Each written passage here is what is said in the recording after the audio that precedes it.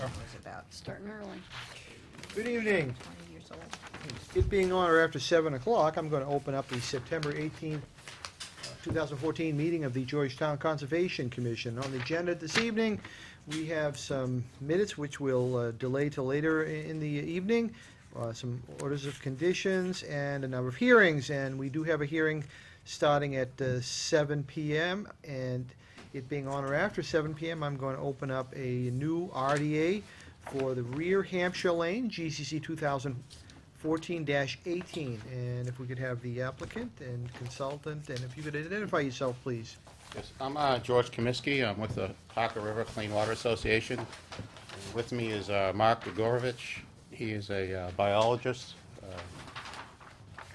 He's been doing a lot of work on researching the Blandings turtles at Georgetown. Yes, I think the commission has been actively involved in this project for quite a few years. Yes, we appreciate it. So George, why don't you kind of walk through what you're proposing with this phase of the project? Okay, well, with Parker River, we're advocates for the restoration of the Parker River and also for the ecology within the Parker River. We have, several ongoing projects. One is the River Herring Project, which is, an important feeder fish for our fishing fleet. And the other we're doing in Georgetown is we're doing a bluebird nest box project, which we submit to Cornell University, their ornithology program, and they use that data to look at different climate change patterns. But we also have our rare species project, which involves the Blandings turtle, which is one of three main locations in the state, and they're being shown as a species in decline. Out in New Meadows, where the Assabet and Sudbury is, they've shown that their adult females have gone down from 135 to 60 in a matter of about 30 years. So we've been active protecting nests and releasing hatchlings, but there's still problems. There are road fragmentation. The fact that the Blandings doesn't stop breeding until like they're 14 or 15 years old. There's the natural predation of, from birds and other frogs.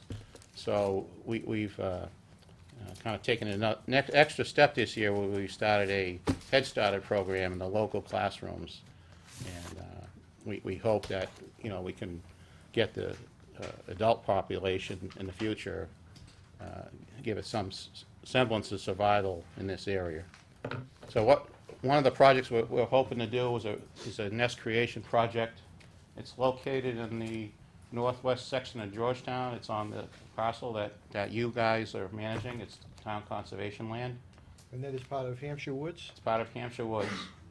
So what's happening here is we're having a lot of plantings coming out of the wetlands, and they're heading to heavy industrial areas and roads. So we're going to try to divert them away from going in that area. And Mark has worked in other towns, I think West Newbury, where he's had a successful nest creation area, and plantings have adjusted to it and are laying their eggs there. So if I can show a close-up of this parcel.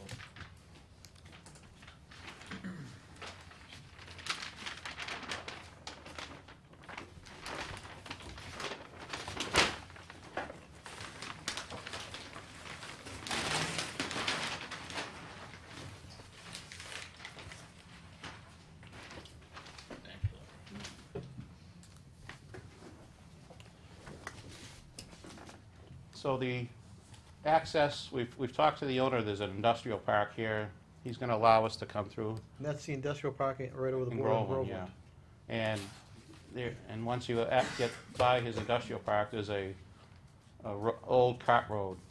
That was an old farm area back in the 1700s, and it's still maintained. There's a lot of people traffic, and unfortunately there's a lot of ATV traffic out in that area.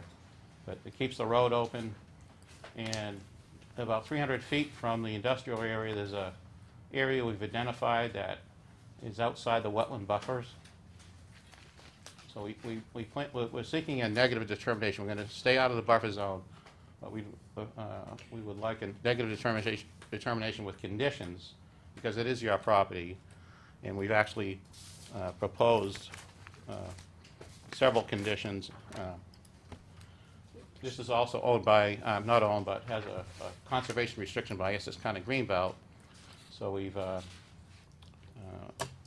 gotten a letter from them, getting their approval. And there are some other suggested conditions that Steve's gone over that, and we also would like any input from you guys, from what you might propose. So that's the road right along, there's a partial fence along that road, half-height fence? There's just, there's some scattered stones. There is behind the industrial park. Yeah, So that's- the back of the industrial park, Right, there's if you like just a keep going, sandy just- road right, that has just a keep fence along it. Going, it'll head out to the Yep. power line. Yeah, Exactly. there was an attempt by the owner of the industrial park to put up a turtle fence. But what the turtles did is they just go around it. It's only 500 or 600 feet long,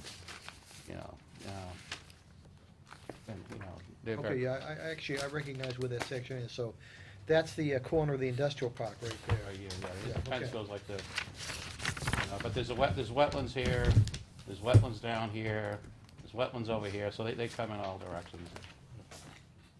So we're trying to divert them to an area where they'd be off private property and away from harm. So as far as modifying it for nesting, other than taking trees, I mean, what kind of soil would you be adding? Sandy soil? I mean, turtles like to nest in sandy type soil that they can dig I'll up let and Mark It'd be a address sandy that. gravel mix. that heats up in the day and all that Yeah, stuff, so the yeah. eggs hatch. Natural Heritage Endangered Species Program has a nest creation guideline with specifics on how much percent sand versus gravel. But I think in addition, a lot of the existing soil, once it's turned up, mounded, would also provide great nesting habitat. Can you describe exactly what it is you're proposing to do to that area? We would, Right here. first would be clearing the area completely of any vegetation. And then coming in with some heavy equipment and turning up all the soil, getting down to the sandy substrate, and then creating various mounds using some of the existing soil, and then also trucking in additional soil to make large mounds throughout that area. So this is beside a wetland, so is it wet in the spring? What is the condition of the area now? It's Well, we plan on staying outside the buffer zone. Well, I know, but what's the condition of the area that you're, It's amending. it's not on a slope or a hill, it's a flat, it's forested right now. it's forested? Are there any areas that aren't forested that are close enough to the wetland?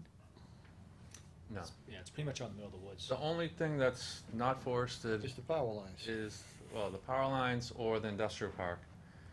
And the majority of the females within this population nest within the industrial park. So they end up, and with all the development that occurred in the industrial park, most of the habitat for nesting is gone. So the turtles end up walking across the cul-de-sac, underneath cars, around buildings, and they just have like these little small areas where they attempt to nest. And luckily for us, we've been volunteering and heading out there every night during the nesting season. That we none of the turtles have died, but there's been a lot of close calls. What would be the plan to address, any potential risk from ATVs? I mean, as you're right next to a trail, sandy, gravelly, open areas Would attract attract them, ATVs, yeah. sure. With some of the trees that would be cut down, we would use the logs as barriers around, but leaving gaps so that the turtles can access it. Through the whole clearing or just on the edges? Uh, Have you considered Probably kind of putting along it- the edge closest to the existing dirt road.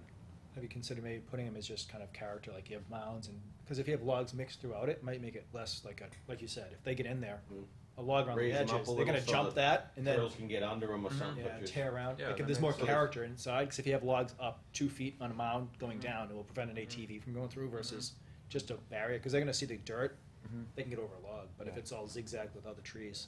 I was thinking more of leaving some brush scattered throughout there Okay. for cover for the turtles Yeah. and as to make it less attractive for Okay. the dirt bikes. Cool.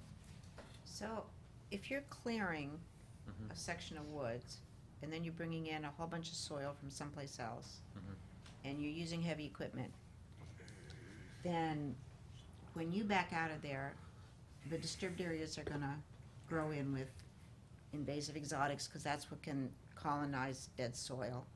So what's your proposal to maintain this area going forward? Well, the soil is a washed sand and gravel, which will have no organic material or existing seed base within the soil. And it's a similar material that I used at a site in West Newbury, which we did 6 years ago. And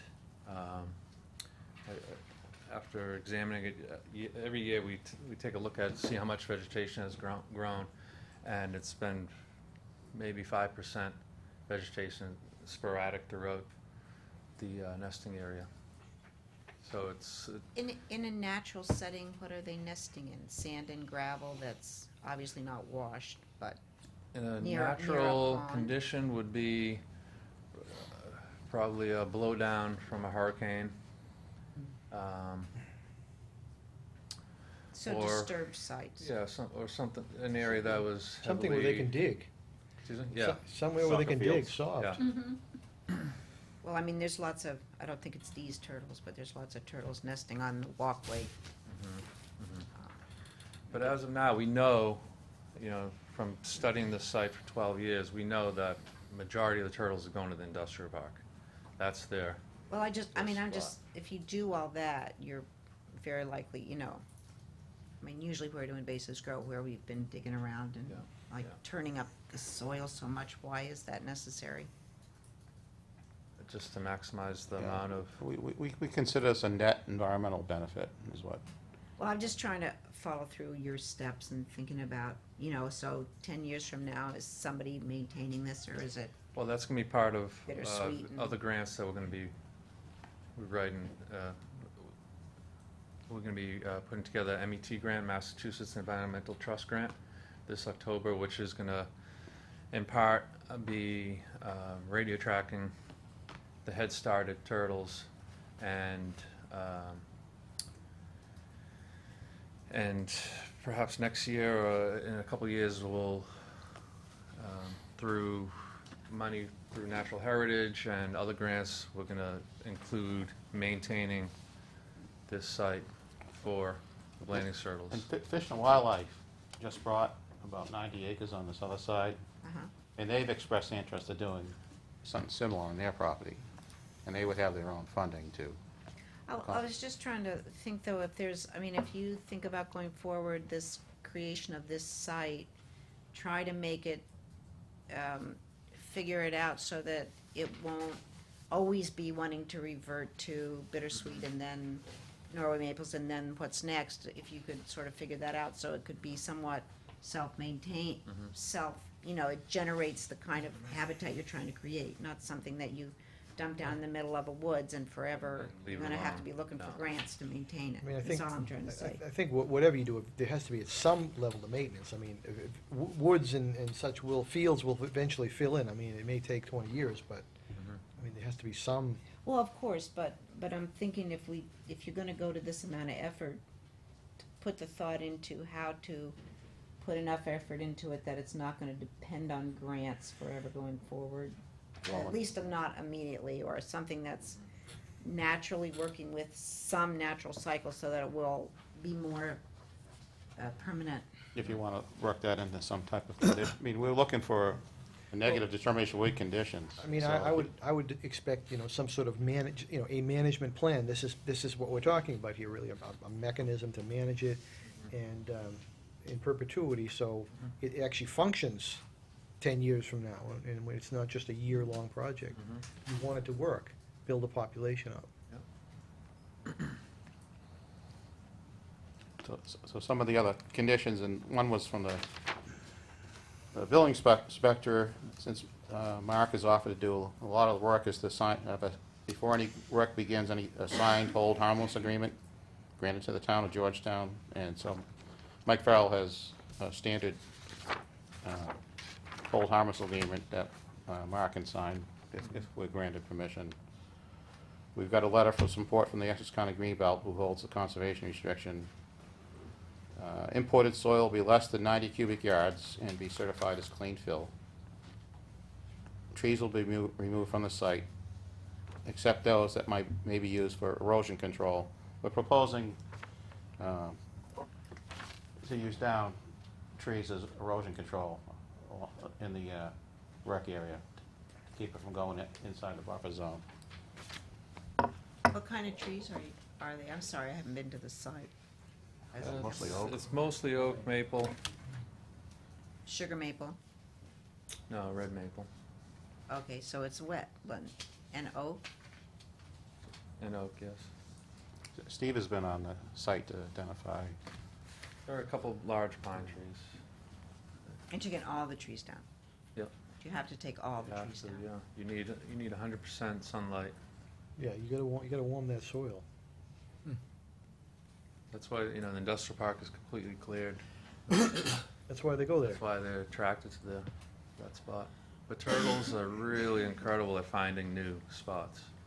But we want to keep them as close as we can to where they originated from. Right, because, yeah, and that's, What about in that little section right there, like the industrial park up there, and then the little road goes down? So what about that little first hump? Would you like to point? Oh, would I like to point? Just I don't know. point it at my That's eyes. a long way to aim that far, isn't it? Well, it's a class 3 bring 3B down. laser. Shield Don't look at Yeah, it. don't look at it? Okay, so let's see how far off I am. This part here. What about that part? That's wet. That's wet? Yeah, it's a it's a bog. bog. Yeah. Okay, and then what about the next part here? Because the bog's more or less clear, right? I mean, you don't have a lot of tall trees, maybe red maples. There's a What's lot in of- the bog? There's a lot of trees. No, down there's A there. lot of trees in the It's bog. fully treed. Okay, and what about this? That's water department. That's water department? What does that mean? Water Water department land, owned by the water department. Right, so, but what is it like? It's still within, we'd probably be in the buffer zone of the log. Is it forested? Yes. Everything out there is 100% Everything's forested. Everything you see. But it's the closest to the non-forested area? Or are you telling me the bog is forested as It's well? closest to the area that they're going as far as the cleared development. That there's, buildings Yeah, and I mean, cars I and see- I parking see a lot lots. less impact in clearing that than trying to fill a bog. So why did you choose that So this spot area in here, you particular? could clear? It's wetland, it's all wetland. It's not under That the, area it's not is- under the commission's control. That also, yeah, which makes it more complicated. Oh, It's yeah. Well, wet- I was just wet- trying to say, like, where is the best piece of land, not who owns it, but have you chosen really, if you're looking at the ecology of the area, have you chosen the best piece of land that has the most potential for staying the way you're putting it, with the least amount The of power human lines. intervention? What? The power lines. Power lines, right. Let's get rid of the power usage. No, I'm sorry. It would be obvious, because that's where we see turtles nesting anyway, and it's kept open. And you've got it, but the problem is you've got an access road that goes up and down. You've got a lot of either maintenance traffic from the power company, you've got ATV traffic there as well. And they don't want us out there. They've written letters Well, it's to us. liability, Yeah. sure. So can I just ask, why did you choose the site that you chose? You know what you're doing. Well, it's ideal because it's close enough to their existing nesting habitat. The wetlands that are on both sides of this cart road are heavily used by Blanding's turtles. It's outside the wetland buffer, it's on a flat area. I mean, ideally, I would like to see it on a south-facing slope, but then you have a lot of issues with erosion and other problems. Just having the work done is a nightmare. So that area is, Yeah, it's what easy- we it's- have It's is- pretty easy access too. It's not far from, paved. mhm. We're not going up 1,000 feet out into the woods with these dirt roads. I mean, I think it's a positive project. You're not gonna find an ideal situation. We also have to work on land that's under our jurisdiction and control. I just can't grab somebody else's land and say, hey, we're gonna make a turtle nesting habitat there.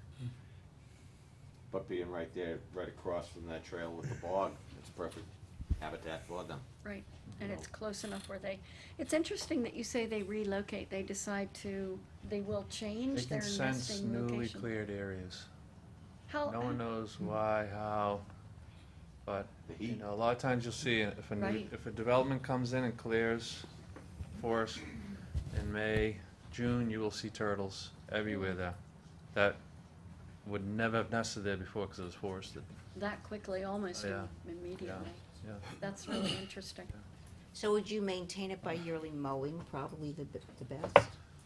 I don't think we wouldn't need yearly mowing, maybe some light, pulling out some vegetation by hand, but, as far as mowing, that's why we like to use the clean, washed sand and gravel that doesn't have the organic material in there, so it'll take a long time If you did do before. a yearly mowing, wouldn't that maintain the habitat that they'd use? Because it would be cleared. Well, we don't anticipate it overgrown in 1 year. Well, I'm not talking about 1 year. I mean, we've got grandkids coming along and they've got Yeah. grandkids coming along. I'm talking about, the seventh generation kind of idea. Well, they really don't nest in, I mean, but I'm just saying, can you figure out how to create a site that will be more permanent than your this year's grant? And I think it's a great project. That's I'm what not Can I trying to just- throw a monkey If wrench you go into it. down to the water department and that area right around the water department buildings, they're very, very sandy. And it's almost open sand around there, and the Blandings love it there. They nest there very heavily inside the fence. It absorbs the heat, it's easy for them to dig. Right, but And it it's- doesn't seem to have an extraordinary amount of growth of Well, because vegetation the- because the there's no sand- nutrients. Right, exactly, the sand doesn't grow a lot, except Right. your hardcore weeds and Right. other. So I'm thinking that it's going to actually kind of mirror that kind of if it environment could that you turn find into at the something water like that, department. there would be very little maintenance, Right, that would be the ideal. and that's what they love. They make a beeline Mm-hmm. for that sandy area right around the buildings there. They love it there. Mm-hmm. So I don't think that, I mean, I'm sure that, you'll continue studying it for years, and if you find that it's not Mm-hmm. conducive to their productivity, or however we wanna call it, that you would be maintaining it. I don't, On the other, I it's- understand, but I not don't think huge it's a area. problem. It's not a huge area, we're talking No, about it's less not than even an acre. Yeah. Yeah, About the size of a 34,000 yard. feet, Yeah, yeah. I wasn't trying to say it was a problem, I was just trying to understand, there's so many things that you can do in the way you set it up to lengthen the usefulness of it. I was just trying to see what you had thought along those lines and where you went with it. Any other comments from How long have commissioners? you been studying the Blandings, Mark? Maybe 15 years now, You say 15 years? 15 years, He yeah. didn't say 50, he doesn't look that old. I always 15, loved so- turtles as a kid, and then I got my master's at UMass. Focused on Blanding turtles and their habitat. I think his thesis was on this area. One of my main sites was this area. So we've been radio tracking turtles. That's what I was just wondering if you do. We any- did that in '99 to 2001. We radio tracked about a dozen turtles, and then a few years ago we did a second round where we specifically went out and found females that we never saw nesting before, because we knew they were nesting at other sites within this area, and then once we put the transmitters on them, on the females that we never saw, most of them all went to the industrial park. How long do the transmitters last? 2 years. And then are they just, they stay on the turtle? No, I take them off before You they. can usually find them again? Yeah, well, it emits a beep, but you Mm. can't hear it. It goes through an antenna, Right, Mm. right, and that's how you locate them. yeah. So before the transmitters die, I'd go and take Oh, them and off. take them off. Yeah. Anything that gets them out of that industrial park is a really, really good thing. I can just Yeah. imagine you It's just chasing a them from under nightmare, the cars, et industrial cetera. park. I mean, we've been very lucky with the owner that he's allowed us to go out there, Mm-hmm. but he has people mowing. And there's some Random growth there too, times there's some newer buildings going up there. At least another one went up there this past year or so. Yeah. And a lot of the turtles, they'll hang out in the grass within the industrial park, and it's overgrown, you know? And luckily, they haven't come in with the landscaping crew during a time period when they were all in there. Some days we'd have 7, 8 turtles, you would never see them. You'd see them at night, because they come out to the nest at night, but they'll all be hiding in the thick grass. Are there any abutters to this project, or anyone who would like to make any comment in the public?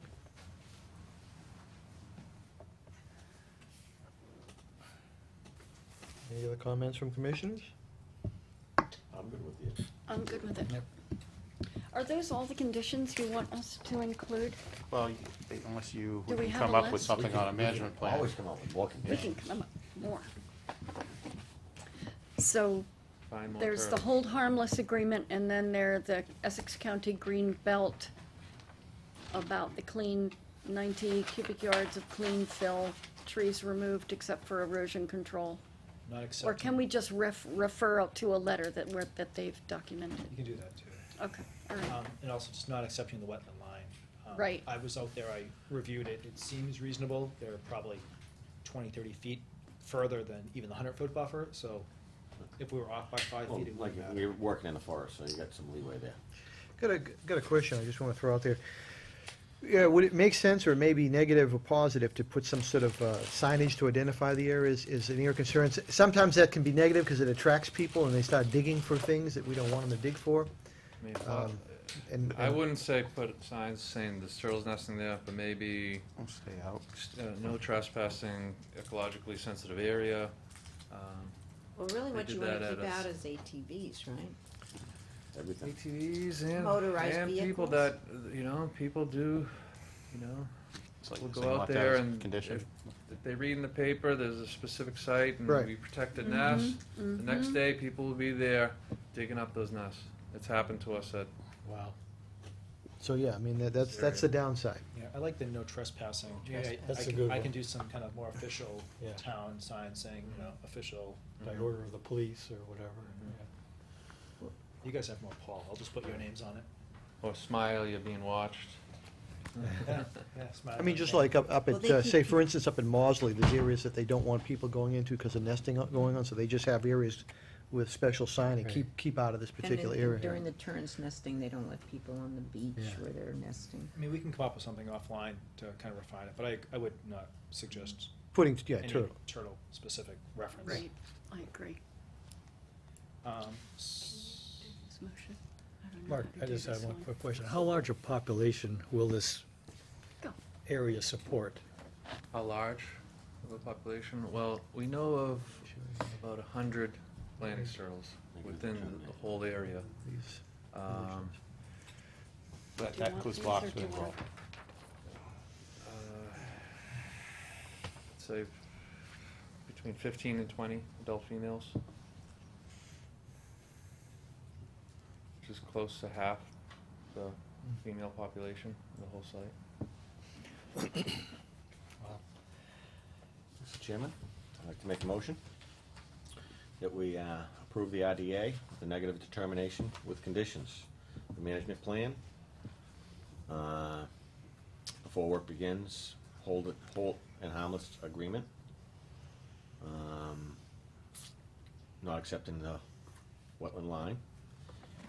No trespassing signage to be worked out with Steve. And Clean fill, yep. Less than 90 cubic yards. 90 cubic yards. Laura, why didn't you make this motion? She didn't know. I have bad handwriting, leave the poor man alone. Trees removed Or use as, for erosion control. And- Oh, trees removed from the site except for erosion control, is that what it was? I got the conditions. Oh, There was a motion made by John. Is there a second for that motion? you could sub-motion. a sub-motion, second. We have a motion that's been seconded to approve the RDA with a negative determination with conditions as read by John. Is there any further discussion? None, hearing none. All in favor? Aye. Aye. All opposed? All abstaining? No, thank you very much. Thank you, Thank you. guys. Thank you, Yeah, I'd like that's to super. Entertain a motion to close the Doing RDA. a good job. Thank you. Yeah. We need to close the RDA. Mr. Chairman, I propose that we close the RDA for Rear Hampshire Lane GCC 2014-18. Second. We have a motion, it's been seconded to close the RDA for Rear Hampshire Lane. Is there any further discussion? All in favor? Aye. Opposed? Abstaining? Thank you. You gotta get some small leashes for them bad boys. They wanna go. They're lively. Yeah. We went out with the release with us, right? Were you on the release a couple, 3 years No, ago? I didn't. You missed that, huh? I know, we were away. I would You love are to do disgusting. that. Bye, Mark, Great night. thank you. Okay, it Nice. being on or after 7:15, I'm going to open up a new ANRAD for 389 Andover Street, GCC 2014-19, and it's a verification of a wetland resource area. If I could have the applicant and/or consultant, and if you could identify yourself, please. My name is Wayne Blue. You want to come up here, please? It'll be pretty quick, I'll just stay. We won't bite. Well, Well, we some of us. Not yet. If you feel comfortable back there, that's fine, as long as we can hear you. Galesian, G-U-L-E-Z. Although I'm not sure that the TV is going to pick you up back there. I'm Oh, not there's sure. as well. Oh, look, he's on. It there we does. go. Oh, you're on screen You're now. on Oh, candid Yes. camera. They zoomed in. So this is a fairly standard, how we typically handle these, where we send it out for a third-party review to confirm what is out there. They work with the applicant's wetland scientist. We get back kind of a final draft of what they come up with, and we accept it. So I have gotten a estimate from BSC Group to do the delineation. All I need is just a motion for the commission to authorize me to sign the contract and get the work started, obviously after I get a check from the applicant. Chairman, to make a motion that we accept the ANRAD? No, no, no. Authorized. Authorized. Steve, for the third-party review, To for the engage- delineation, To engage BSC. to engage BSC. Do we have a second? Second. We have a motion, it's been seconded to authorize Steve to engage with BSC to conduct a third-party review for 389 Andover Street. I have a quick question. What does that mean exactly? A third-party review? Yes. It basically, it allows the commission to hire its own consultant to verify what an applicant is proposing to us. In other words, they're gonna verify where the wetlands are. So basically, after that, we lock down the wetland line, which lasts, that lock lasts for 3 years. Did I answer your question? Yes. Okay, thank you. And let's see, where else, all in favor? Aye. Aye. All opposed? All abstaining? Let's see. Do we need to continue? Yes, we do, unless there's something else we need to discuss on this right now. We are good. You have any questions for the commission at this point? The third-party review is something necessary, I assume. It's something we normally do on a project like this.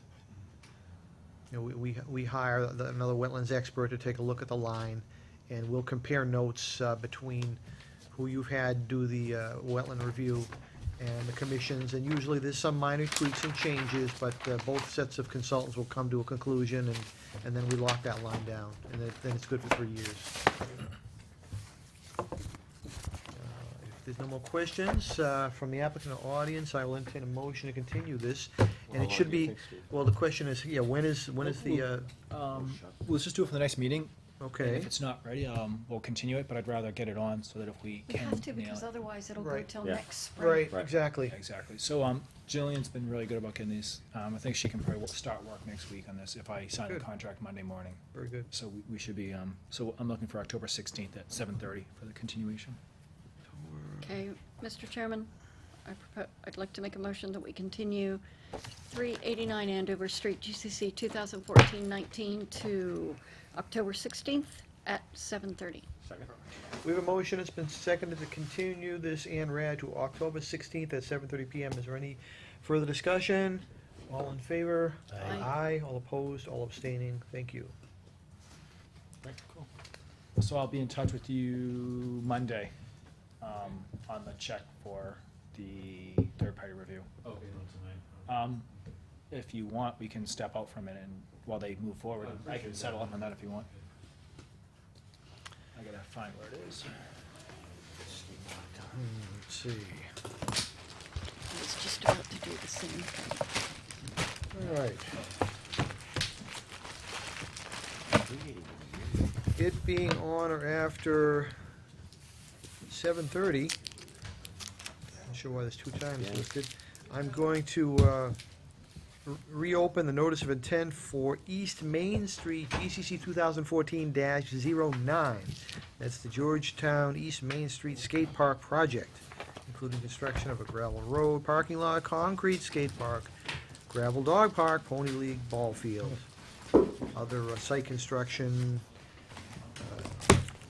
including pavement for ADA sidewalks, rain gardens, stone filter trenches. If I could have the applicants and/or consultants, and if you could identify yourselves, please. For the record, Jim Demento, Chairman, Georgetown Park and Rec. Jim, John Perry from Gale Associates. right? All right. And as I recall where we were, we had third-party review here. And let's see.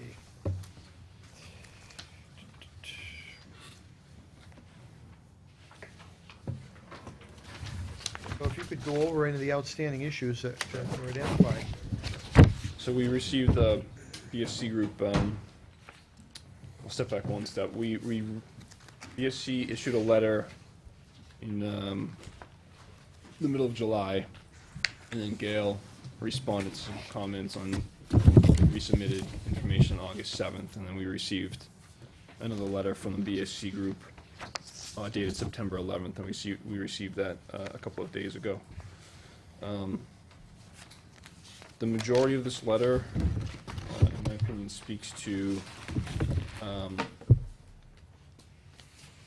waiver requests and some, I think, information for the commission to consider. And to break it down simply, there's a few technical items that we would respond to, and those are essentially the BSC group would like us to denote how the excess topsoil that's being exported off-site will be handled. We can certainly do that. There's some tweaks to the wetland replication plan, some of the planting species Julian has commented on.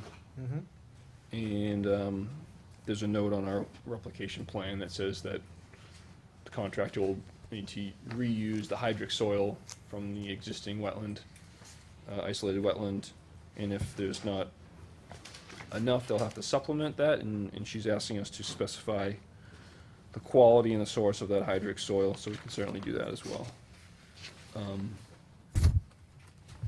And there's a lot of information here for the commission to consider in relation to some of the waivers that we have.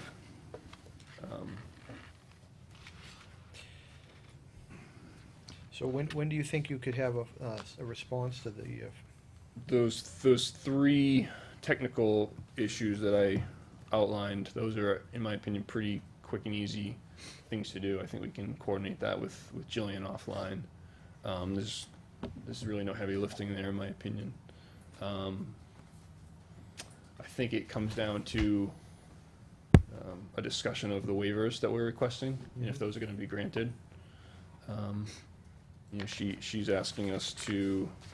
She had asked us to specify a little bit more detail as to mitigation measures and how we're limiting impacts in the buffer zones. And just to recap, the project calls for a smaller than typical baseball field. We use what they call a pony league field, which is 50 feet smaller than a typical baseball field to get further outside of the buffers. We are disturbing an isolated wetland, and we're replicating that at a ratio of 3.5 to 1. We're not using any impervious materials except for the skate park concrete area itself, which is fairly minimal in the scheme of things. We're using all gravel stone, and permeable pavement. We are using a series of rain gardens, and we're meeting or exceeding all stormwater standards. And to my knowledge, we're staying within the confines of the property that were, I guess, informally agreed upon a few years back. My take on the letter too was a concern, the cumulative effect of all the waivers. There's a lot of waivers that are happening here.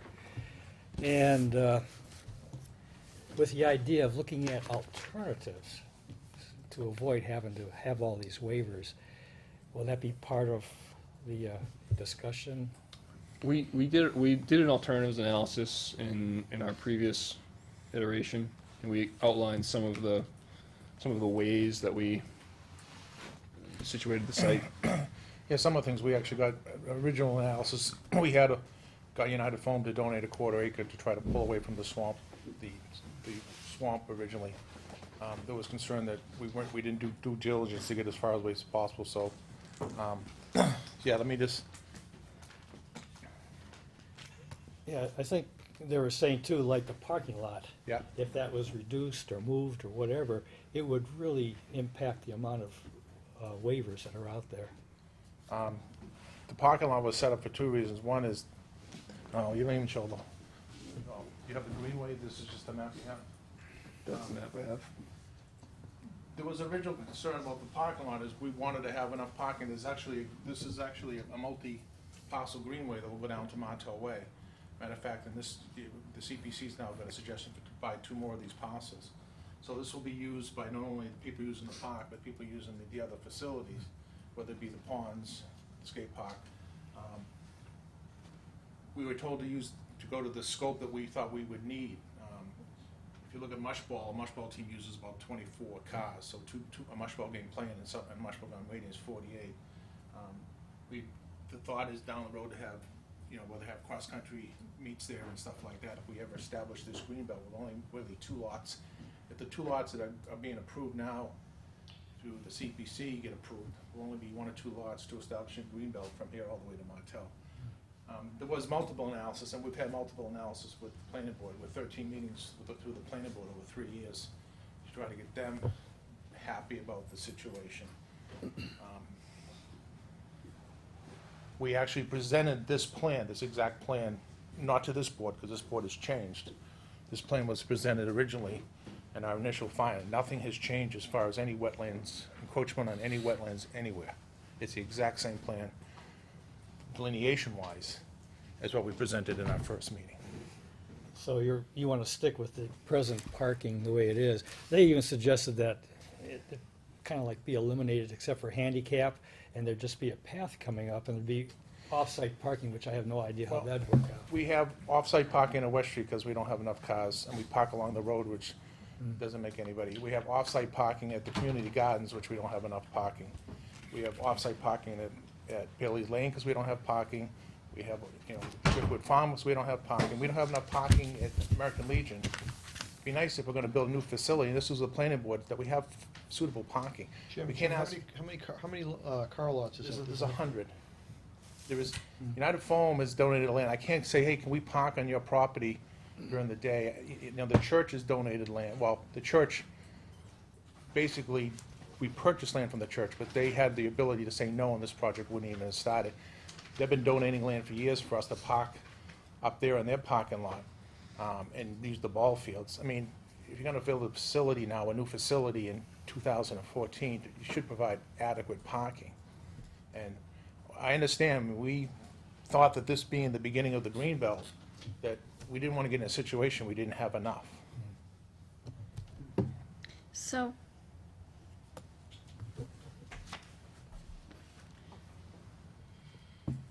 if we do purchase, if we are really lucky enough to purchase the rest of the land we need to connect that greenway, Yeah. how would that change the use of the land for the purposes that you all have in mind for Park and Rec? Because Okay. you're shoehorning a whole bunch of stuff into a small space right now. And you're looking potentially at coming into a much larger space. The Park and Recs, there's only two pieces of land the Park and Rec can use. One is at the end of Martell, one is at this end, this parcel here. The rest of the land is hilly. The proposed two parcels that are coming through the CPC are open space requests to buy them as open space parcels. The Herrick parcel, which is adjoining the parcel we have, is the only place that's flat enough without any rocks that we could even think about putting a West Street style fields, soccer fields. The problem with any fields is, even this baseball field, you need 250 feet out with a half circle with no obstruction, no major grades. I mean, it's very hard to find a parcel big enough for a field. People think it's, these big parcels are available, but they're not. This was not the ideal parcel. That we had two parcels that we had two parcels that we were playing around with. The conservation took one, we took the other. We were in favor of the other parcel, but we took this parcel. No, we had to do the best we could with it. This parcel that was acquired by the town was for mitigation from a number of waivers that the Conservation Commission issued. Right, the Step back. Conservation Commission issued a waiver, and they took 10 acres as part of mitigation for that situation. And part of this too, I mean, it was all part of the package. The hearing was in front of, and the property was split up as far as conservation and Park and Rec. I mean, but it was a conservation hearing, obviously. That's how it all came to fruition. Right, and I think that's a valid point in this letter from Jillian, that you're asking for many, many waivers on a property that But of was course, given to us. the and donation- mitigated well, another waiver. Just let me throw, in the donation was, contingent upon part of that land going to Park and Rec too. I mean, it wasn't, we didn't, I mean, that wasn't just a decision to split it up. Part of the package was part of the land has to go to Park and Rec, and part of it goes to Concom. Right, okay. Right. Now, so what you meant was if we connect the greenway, only a small part of it is actually usable for active recreation. The rest of it will be passive. Right. What happened with the Martell Way end? Well, we started this project in 2007. My projections in 2007 would be on Martell Way by 2012. Well, that's 2 years ago. It takes time to do these projects. Our next project, after this is established, we'll buy the two parcels. Once we provide interconnectivity of the greenbelt, the last parcel that won't provide full established connectivity will be Herrick's parcel. And then that becomes a debate in town whether I talked to, the Herrick family is funny because they have multiple owners on parcels, and it's changed over the years. I had a verbal about 10 years ago. The question in town is, will he be active to sell it? Or, that would be a decision the town will have to make. And now they have the greenbelt established except for one parcel. What will they do? They theoretically could negotiate a sale, they could negotiate a taking as well. Right, but in one sense, we're drifting away from the hearing at hand here. We're No, talking okay. about I getting want into to- open space. I want to determine whether, I guess I would like to know whether this needs to be done in this way here now, or whether this plan can be accommodated when you have more land and the full greenway. Well, I'm sure some of the other land is wet, too. I Not a lot understand of- it's wet, I understand it's ledge and forest and passive recreation and all of that. But remember, this is a park, this isn't a recreation area. Martell Way will be more of a recreational, it'll be fields, soccer fields, hopefully 2 to 3. If we get, What's a park? this is more of a Right park-like there? facility. It's got a Well, that's- skateboard park, it has a dog park, it has one baseball field. Oh, sorry, what's the difference between a park and a recreation area? Well, I mean, it's one field, it's not 5 fields, it's got multiple, it's got a dog park and a skateboard park. In other words, people will be able to go there fishing, people will be able to walk their dogs, they'll be able to hike. It's more park-like, it isn't like West Street where it's just a cleared piece of land with multiple fields. So it just we have one park in Georgetown. This is the exact center of Georgetown. The Park and Rec would like to have, ideally, possibly 3 parks for a town this size, something over the other side of the highway. I won't be doing that. I'm sure there'll be somebody else. But town this size, it's really intuitive to have a park there. It's got the ponds. We saved the ponds by purchasing them. you know, this parcel was potentially saved, maybe not, because they still would've needed some wetlands mitigation, but when I got into this project, it was, Ingraham had the parcel beside it, and Jim Bussing had the parcel there.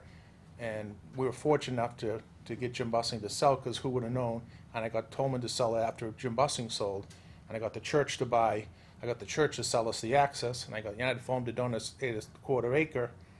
And then we had the 5 acres to work with, and we wanted to put something in there with that money. The town spent $110,000 to purchase somewhere around 50 acres. So we have to do some due diligence to provide a facility. The town approved it, they thought it was nice. We presented the plan as is to the conservation, hoping that when we went to the planning board, we'd have, that it was close enough that the planning board made changes. The planning board, none of the delineation changed with the planning board. They had questions on the street access, on the hill, and the water runoff from the hill going to the street, but nothing coming back from this parcel. They had questions on signage, they had questions on, pervious soil. I mean, they went through all that stuff, but none of the delineations changed. It's not the most ideal parcel, but we've been trying now since 1995 to find parcels big enough to put parks, and people don't give those away. So, This was not given away, this was part of a mitigation. Jim Bussing came in with one lot, and he donated 23 acres as a result of that one house lot. It was a win for him, and it was a win for the conservation, it was a win for the park and rec. Is all this land now cleared of trees? No land is cleared of trees yet. Are you proposing to clear it all?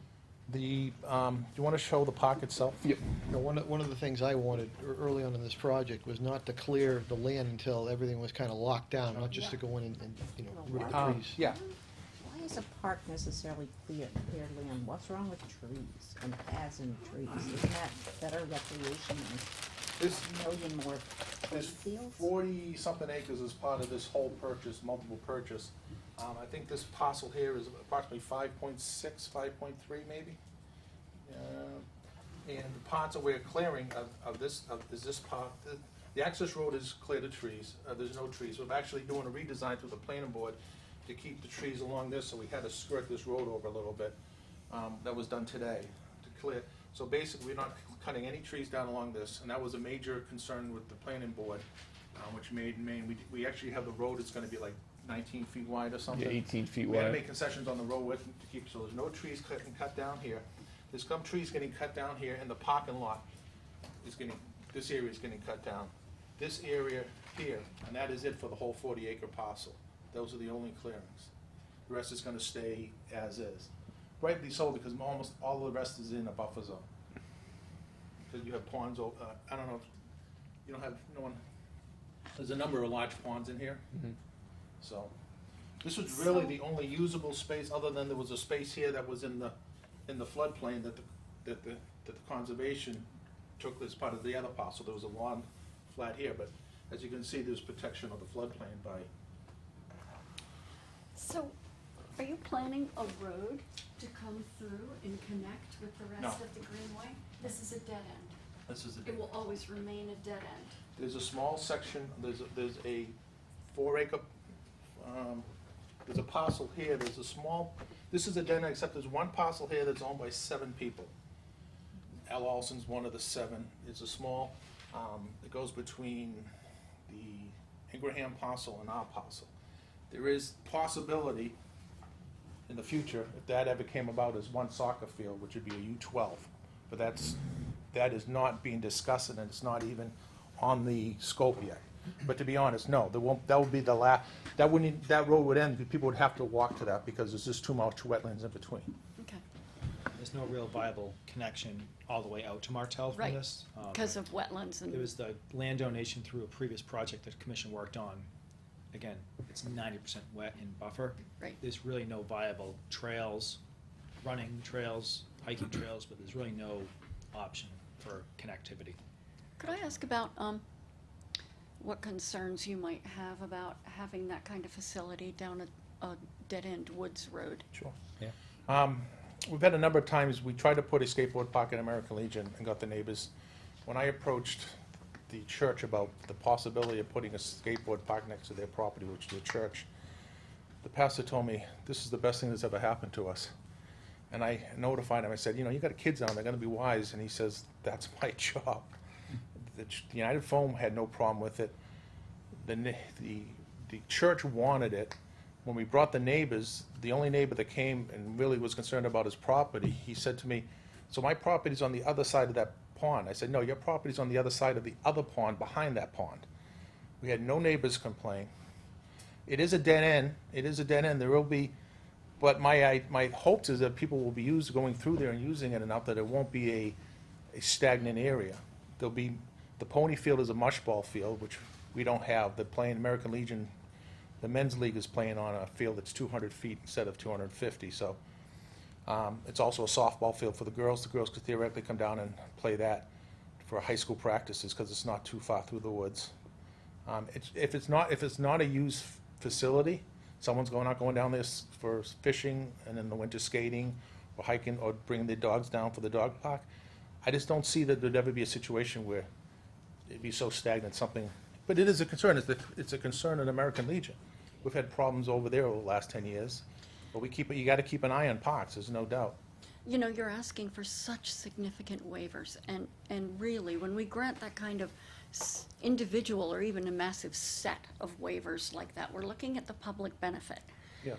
And looking at this project, I've been researching skate park design and siting on a number of community and police department websites. And the main thing they say about a skate park is it has to be somewhere where it's open, well-traveled, a public area.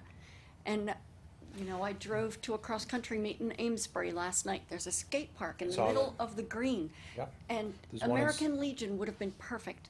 So I have very great reservations, not only about the safety of having a skate park back there, but the runoff from a skate park as well, a large concrete structure back there within feet of the resources that we're in charge of.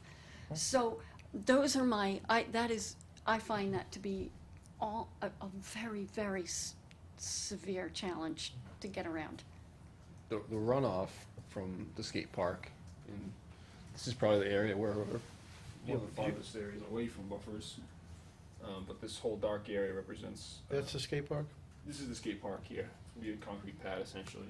And, And then around the okay. whole thing is a big stone trench as a forebay, and then a rain garden, and then it would overtop and go through about 30 or 40 feet of natural land, and then before it gets to the wetland. So that blue line outside of the skate park, is that the 100-foot, or is that the edge of the wetland? That's the actual wetland That's the edge of the wetland, and how far is that away from the edge of the wetland?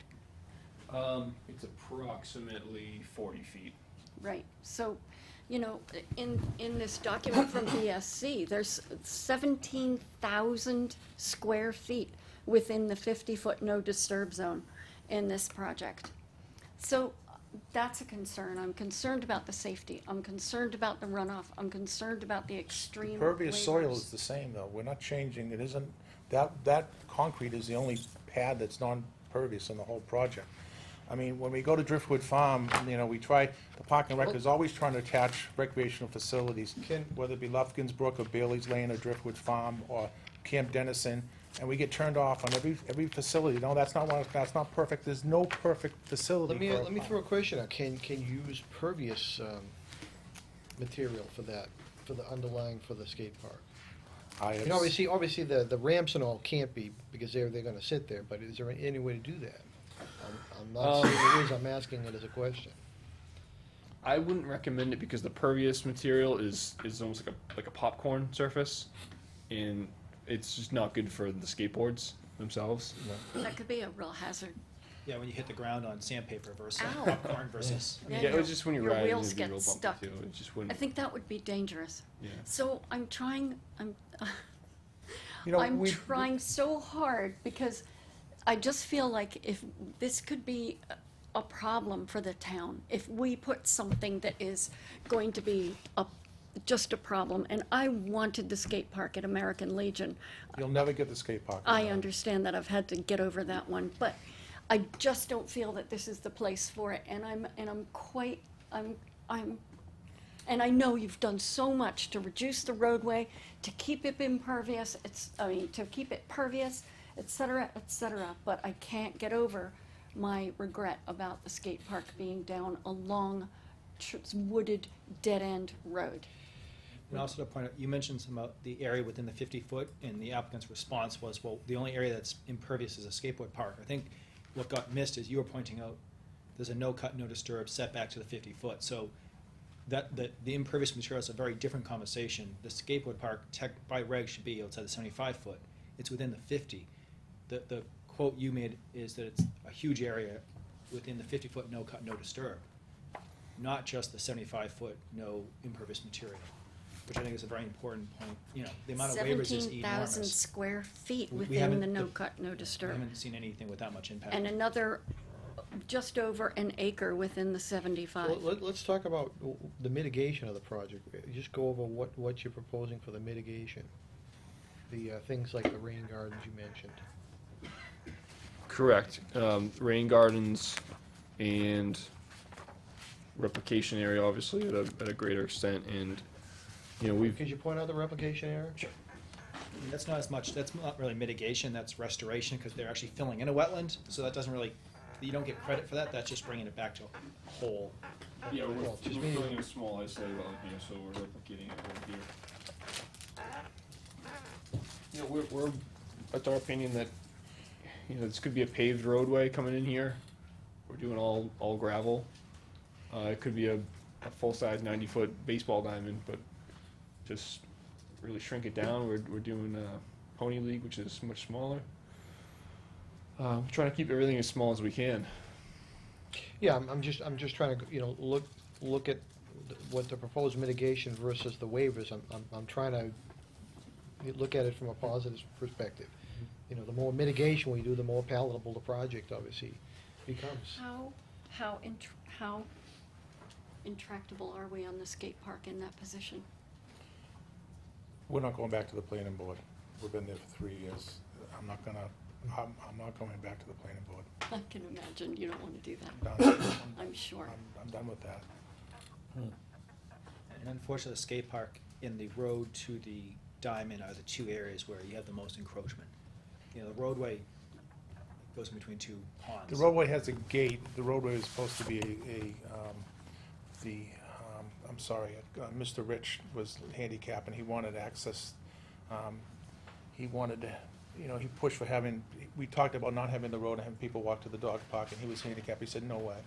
So that was a non-stopper from the planning board's perspective. And you also have to access it for development, heavy equipment to get through, so you can't have a goat path going through there. You need something, you need to clear it out wider and Make it a safe road. improve it for emergency access. And emergency I'm access. not saying, you know, go back to a no path walking. I think it is what it is, but some of the other parts, you could make an argument aren't 100%. One of the other things is people from the kids from Bussing Way, they'll be able to, if they wanted to walk to the school now, they'll be able to cut through the woods to that point. Little Hill had a long walk, I'm sorry. but still valid. But busing and the new project, Pillsbury up there. they can now get to the church instead of going down all the way How? around. How would they do that? Um, Kids aren't gonna walk through the woods. We did it all the time. There's bad things in the woods. Kids Yeah. never walk through the No, woods. but there's a small section, there's actually a large logging road that goes all the way up to Lisa Lane from this corner that's still accessible. So at a previous hearing, Laura brought up a really good point, but it was absolutely too late for the project we were talking about, the turf project, regarding off-site mitigation. So on my hit list, it's kind of talking about a lot of things that Jillian brought up in her review, you know, paying attention to the cumulative effect and how many waivers are being requested, and kind of offset that with some mitigation. There's really nothing on-site that's being offered. At a previous hearing, you asked about lightening up in other fields as part of this project. You know, mitigation might help offset and make, maybe hopefully the commission feel, you know, differently about the project. Well, I mean, is that on the table? Is that for discussion? I'm bringing it up as I think the first time it's been Brought up, mentioned I at remember this the meeting. discussion. It was brought up under a previous project, but this project it wasn't the right time to have that discussion related to this project. there was But it was a also- concept. It was also said that they have to let the fields rest anyway. Well, for- it's from just looking outside the Yeah, box for ways of provide- making this and- project yeah. more palatable to the commission. And technically, I can't tell you I could theoretically tell you the Park and Rec won't use West Street, but we don't own West Street, the water department does, and the GA could use it as much as they want. I don't have, that is under my It's not your jurisdiction. jurisdiction. So I don't have any land that's, other than Martel Way right now, that's under my jurisdiction, other than Little Hill, the American Legion, and here. Some of the mitigating, the 40 acres, we bought the 40 acres of open space and wetlands to just grab the parking lot. That's not a mitigation, but that's now town-owned as part of this package. We protected that 40 acres by doing that, other than the parking lot area itself. So, do you find that you need baseball fields most of all in town? No, we found that we needed a pony field, and this specific area was the only thing we could put a pony field in for the kids, and it was big enough that they could also use it as a soccer field during off-season. Oh, right, okay. And it played when you looked at when woman she did the delineator got accepted, we tried to fit things in different ways, and this is the thing, truthfully, that fit the best. I mean, we talked. Some of the previous plans were much worse, and Yeah, there was, I there was. remember. there was there another much bigger soccer field fields, to there the was a- right. Yeah, there was Yes, I two remember. fields, maybe three at one point. And like we said, Steve identified right away when you get down, I'll get up. But this was a huge problem, and it still is a pinch point. But we got United Phone to try to push away as far as we can. I mean, we try to mitigate those type of things when we could. I should correct myself too, before when we talked about the skate park itself, I was measuring before the rain garden distance, that's about 40 feet, but the actual concrete is closer to 60 feet away. So that is actually outside of the 50-foot. But within the 75. Is still within 75, yep. So it's a 15-foot waiver request on that. I have to say, I'm really sorry. I can't support it with the skate park there, only because the waivers are so huge, and I am so sorry, That's but I think it's actually a danger to have it down there to the town and potentially to kids who are down there. So I'm sorry. Well, what- I what- would what love is- to, but what is I public don't see the public benefit What does public for safety say granting about, those have you got a feed from waivers. public safety on? You're talking the police and Peter? Yes. They're aware of this project. Well, that's why I'm I asking. mean, I don't have a letter in hand, I can easily get one. I think BFC still, they have to work with BFC to resolve some of these outstanding issues, so we don't have to, this is gonna get continued most likely tonight anyways, so having that request be out there that, did like a letter of support from fire and police, Right. they're not gonna be maintaining in the winter, I presume, so Peter Durkee, it's And- less and- valuable, but it would be interesting to hear what he has to say about it. What is the maintenance plan for the dog park? Right. Who's gonna be on Super Pooper Patrol? Not me, but I know there's a maintenance plan, and I did talk to other towns, I talked to Groveland, and, they've had a problem now with the recreational facility being so close to the dog park and the smell if it's not kept up. Well, I mean, I throw it out there, is a maintenance plan should be as part of this. It's We've just- talked about yeah. looking at other towns' maintenance plan and trying to formulate something that, whether we close it if things don't have, it's like the tennis courts, you try to make the rules, and when the rules don't work, you try to, do you close it down, and I think that's what they did in Groveland, they closed it down and tried to get the people who weren't doing their job to do it, and then reopened it. But, that's about, I understand, You go into these things with eyes open, so you don't, it's not a panacea, granted. We also made the skate park not too big in that if it's successful, it's successful, and we're happy, but we also didn't want to go too crazy and then have it not be successful and have that land now disturbed because of that. It's not a big skate. It's actually could be used for parents bring their animals down, and if the kids are playing, they could put it into the, and they could also go on walks and, Just for my edification, could you just point out where the dog section is again? It's been a little while since I looked at this plan. It's this square here. How big is that now? It's 40 by 100. Is it outside of our jurisdiction for the most part? Like, I don't seem to recall that had the least waivers of anything we've talked about. It does. I'm trying to see on this plan where the buffers are. 50. It might be at 100, except for Okay. over here a little bit. So it might nick the buffer, but Pretty Yeah. far out. Okay. Most of the focus, I think, with BFC is, the roadway where it goes in between the two ponds and the skateboard park, and the parking, given there's a wetland in the dead center of the parking lot, there's some pretty significant waivers. Looks like that's out of the 100. The Pembroke School project has 2 new fields, right? There's one, I think, which is a big U12 soccer field. We talked to them about. I was in that committee that they determined they were gonna take out the turnaround or something and reuse that as a field access. That was, so, that was, So there's a field there, and there's the 2 fields up behind the high school. I don't know. How many fields does one town need? we don't have enough. We have never had enough. We're getting, with the turf coming in, it's gonna help a lot. As an example, if you want to look at a nicely set-up facility, I don't know if you've ever been to the Mill Pond facility up in West Newbury. That's a recreational facility. They've got horse facility, they got soccer fields, they got pond for fishing, they got docks there, they've got, arrangements for dogs. They have even, containers for people to take up the dog droppings and all this kind of stuff. I mean, they've combined all this stuff, but they've got a lot of land up there to do that. Yeah, no, I mean, I know that facility. I haven't been there in 8 or 9 years, but I know what you're talking about. It's up on the hill, as you go up the hill. We would like to have fields in Martell where people go play soccer down on Martell and eventually get off West Street. We were supposed to be off West Street in 1980s, but we can't. I mean, right now we're playing, we just turned the bandstand into another field because we needed more fields. There's now a backstop at the bandstand. We don't have a huge, we don't have enough, the thing about grass is you can only play so many hours on a grass field, and the American Legion had probably 3 times more usage than it should have, and it held up really well because we had a maintenance plan.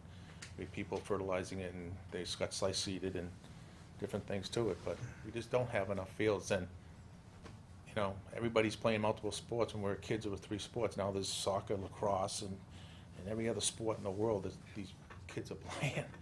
I mean, So is there any other mitigation on-site or off-site that you could think would be part of this to help it? On-site mitigation is tricky because if we're not using it, it's staying in its natural state, which right now is fairly pristine. I think active mitigation on site would be probably more of a detriment than a help. Yeah, I wouldn't suggest, digging up, Yeah, creating a swamp and taking nice. there's already upland enough and- ponds and everything there. Are you still planning on irrigating out of the pond? That's the plan. Is that on the plan? Yes. I'm thinking in terms of helping, Why- balance the waivers to move it. no, I mean, we had talked about, and this is probably not even mitigation, about the possible, looking at, there's 2 ponds out there, and there's 1 pond that's separated by the 2, which is a deep water pond. Could you somehow combine those 2 ponds and actually make a better, the fish in the winter go into the deep water and provide a better ecological system by combining? I mean, we're willing to, but that's require a study and someone to come up with. We already talked about ways of possibly improving the area in that way. That would be more ecologically sound, but I can't come to you today and say that would be something with, So we need them to come back anyway, right? Yeah, but I'm thinking, just as they come back, as they go off and look at this, to think about if there's anything else to add to, the project to help it. To offset some of Exactly. the damage that's being done, the cumulative damage, because it's pretty significant. And it'd be helpful, I think, to have some offset. And if none exists, then that's the answer to the No, I question. mean, I don't have, I don't know. I'm going through my mind a property that the park owns. We And don't, we I own, had we too. own If I can come up with American great Legion, we own suggestions. Montel, and I can't tell you, we don't want to eventually use some of Montel, but Yeah, I mean, waivers are gonna be needed for at Martell, right? There's a wetland crossing. So there's a lot of, cumulative impacts is significant over the turf project, now Martell. It's just trying to find some way of, there is Getting rid of potential at the end of Montel, I guess that's a Blue Heron site now. We have some land that's approaching that swamp, is pulling back to maybe 150 feet or something, that provides more of a buffer between the Blue Herons. save that mitigation for that Okay, project. okay, no, it's true. I'm just I- thinking- no, because you're you're right. gonna need Even it things then. like, Habitat for Wood Ducks or something like that, for, add those kinds of things to, Oh, yeah, I mean, if you need so many owl homes, houses, or, I mean. owl condos, no? Owl. John Lopez liked I those. just, like you said, I would like to Anything- hear from the chief. sure, yeah, that's fine. We're gonna continue this. Yeah. Yeah, so I mean, that's what I'd kind of like to leave, just, think about maybe some other possibilities to add to the mitigation, to help the commission with the waivers, so. But at this point, I don't think we're asking you to redesign it. I mean, even if, to Laura's comment, is there any other place to move on that site, the skate park? Or off the site. I think it's pretty tight right now. I don't know. Like I said, any changes will go back to the planning board, have them resubmit. We've been there for 3 years, and, I mean, So they've approved kind of this, they've approved This version. every page, they've approved every page. All 17 of them, right, 17? Something like that, yeah. What about the rest of lot 4, Jim? Is that in the green there for mitigation? Lot 4. The, It's all wet. It's all wet. Yeah. Yeah, and I can give you as much wetland as you want, because I have it, but I mean, that's, but no, I mean, I'm not being wise, it's just, that's unfortunate, we're trying to, It's true. we, You're using the dry. It is yeah, true. the yellow has some uplands, but you have that, so I can't, What is that yellow? that's the conservation. parcel that the conservation received as part of the mitigation. All right, is there any usable land out there? For you? Can't get there. It's not much better than what they're using now. So you can hook that road down to the left. Are these the wetlands? Yeah, so there's a little land to the left in there. That's pretty dry, but you're going from abutting the northern pond to now abutting the southern pond. So yes, you could squeeze that same wedge to your left, Well, but you're still if- looking for big if- waivers. If Yeah, that wasn't our land or whatever. Yeah. This looks like a big wad of dry area in here. Would I be right in saying that? no, because there's 2 ponds on either side. Okay, so the land is dry, yes, but it's all jurisdictional. It's all Okay. waivers, because you got the pinched point where the 2 ponds come in, you get the Alright. wetland they're filling in. But it's a big island of dry, usable field land.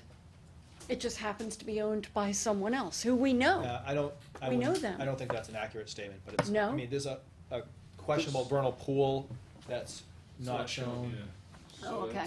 here. that you'd have to drive right through. Oh, there, Yeah, I that- see. That would not be an improvement. So, but once you get down and over, there is some dry I land, see. but where they are is better than the alternative dry I land see. that's on Okay. conservation land. So this Okay. is the best option on property, even on conservation land property for this Okay. area. Grasping at straws. Good try, though. It was a small straw. Well, it's outside the And box. I you'll- like and it. you'll stock the ponds. Ponds do pretty well already. There is fish in there. I mean, I'm not gonna, I guess we're on TV now, everybody knows, but some of the, about 5 or 6 of the locals Oh, go in no, there your quite a bit. secret spot.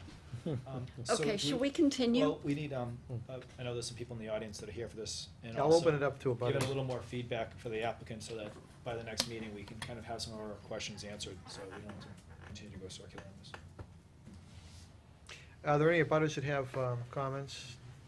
If you do, please identify yourself and you can speak. Abutters or concerned citizens or people who want to speak positively. I'm a concerned citizen, I'm not a butter. My name is Paul Nelson, 4 Tall Tree Way. I was on the Concom when we first did this deal with Jim Bussey. And I think one of the things that I'm seeing is that your perspective, which is good, is different from what we had when we were doing the original deal with Jim Bussey. What we were looking at then was trying to carve out the best land for what he needed to do and for what we wanted to keep. And for instance, there are some vernal pools where they actually want to put some parks. But there's vernal pools scattered out throughout that area. So it was a matter of looking at don't let perfect be the enemy of good enough. And that's what we did. And there were a few waivers that were done on Jim Bussey's property, but not many. They weren't severe. It was really a matter of carving up the land to try to accommodate what the Park and Rec wanted to do, what we wanted to protect. And I think you could probably protect almost 100% of that land and not get anything done there if you really wanted to. There's enough wetlands out there, there's enough vernal pools that get created in the springtime. It's probably all jurisdictional.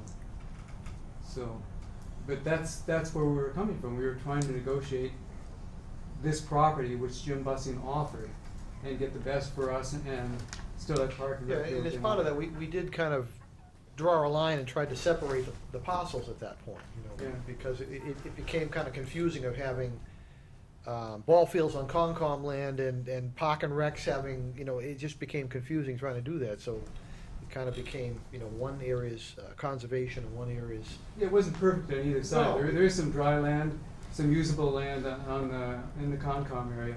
But again, getting to it is tough. And there's vernal pools over in the Park and Rec land. And that was known. I mean, this was no major surprise. We knew what was doing, but we were getting some land out of it. There was actually, the town was getting something for free, basically. So that's why we did it. yeah, and as I said, the stipulation was that even though it was via a Concom hearing, that part of that land had to go to Park and Rec. It was specified right from Yeah. from the applicant. And so if you actually use jurisdictions to essentially eliminate the feasibility of doing anything there, then it seems like that's contrary to the original agreement. So, and the skate park thing is interesting.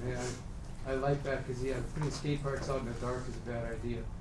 But That is we were looking at that number one. perspective. That is number one on every sort of law enforcement website I was on that was talking about building a skate park in your community.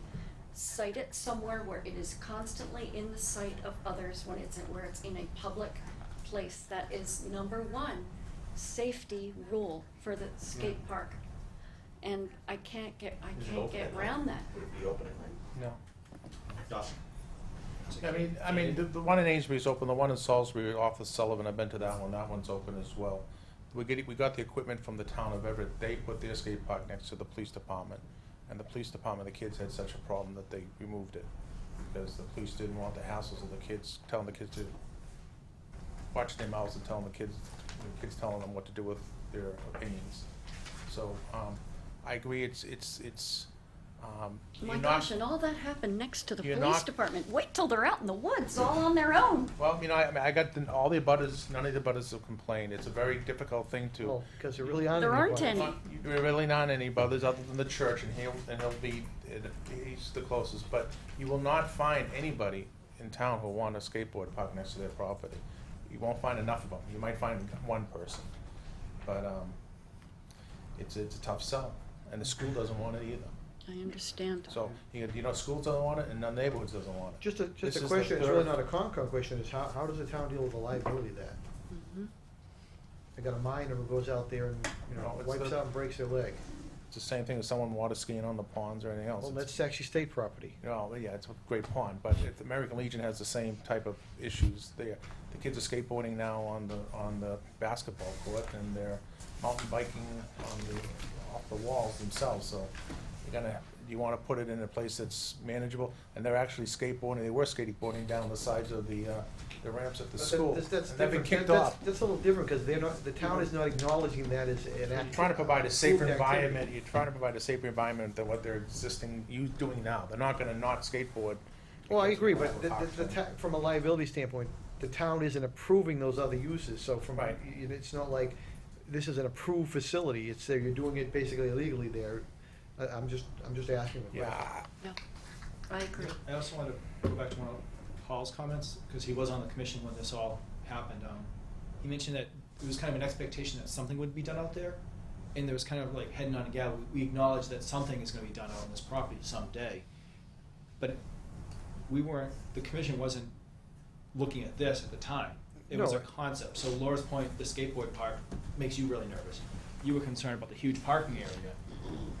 But, you know, at the time, they said, well, yeah, something will be out there, but we didn't know exactly what would But be the done. some of the previous comments, with early iterations of this, there was much more proposed out there. There was much bigger, Yes. much greater impact. There were several fields out there, and then Right. what I would say with the parking, as I recall, when we were looking at it originally, it was like 25 cars, and 100 cars is clearly a lot more area than anybody was looking at previously.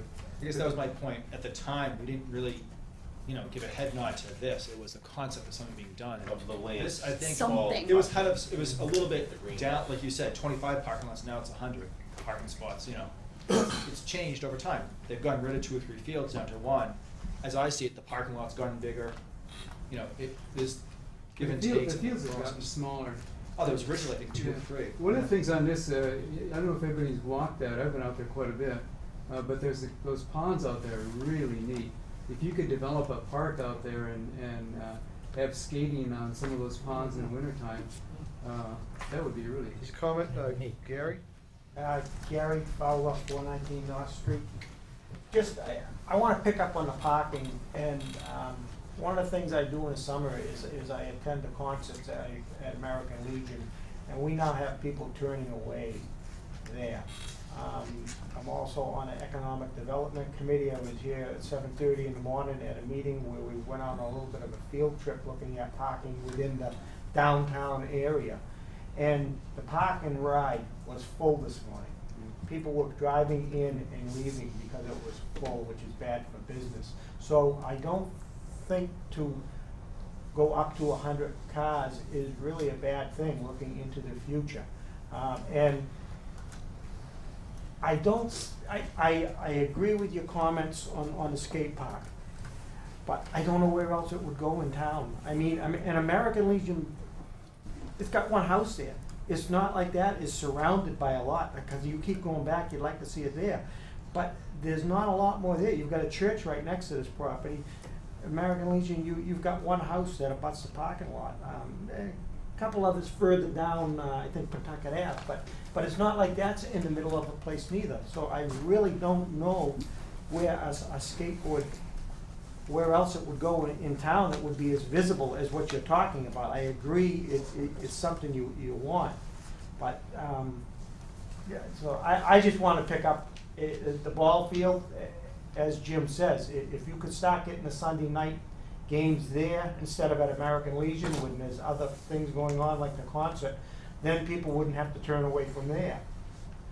And I do know, just like we said about all the other fields in town,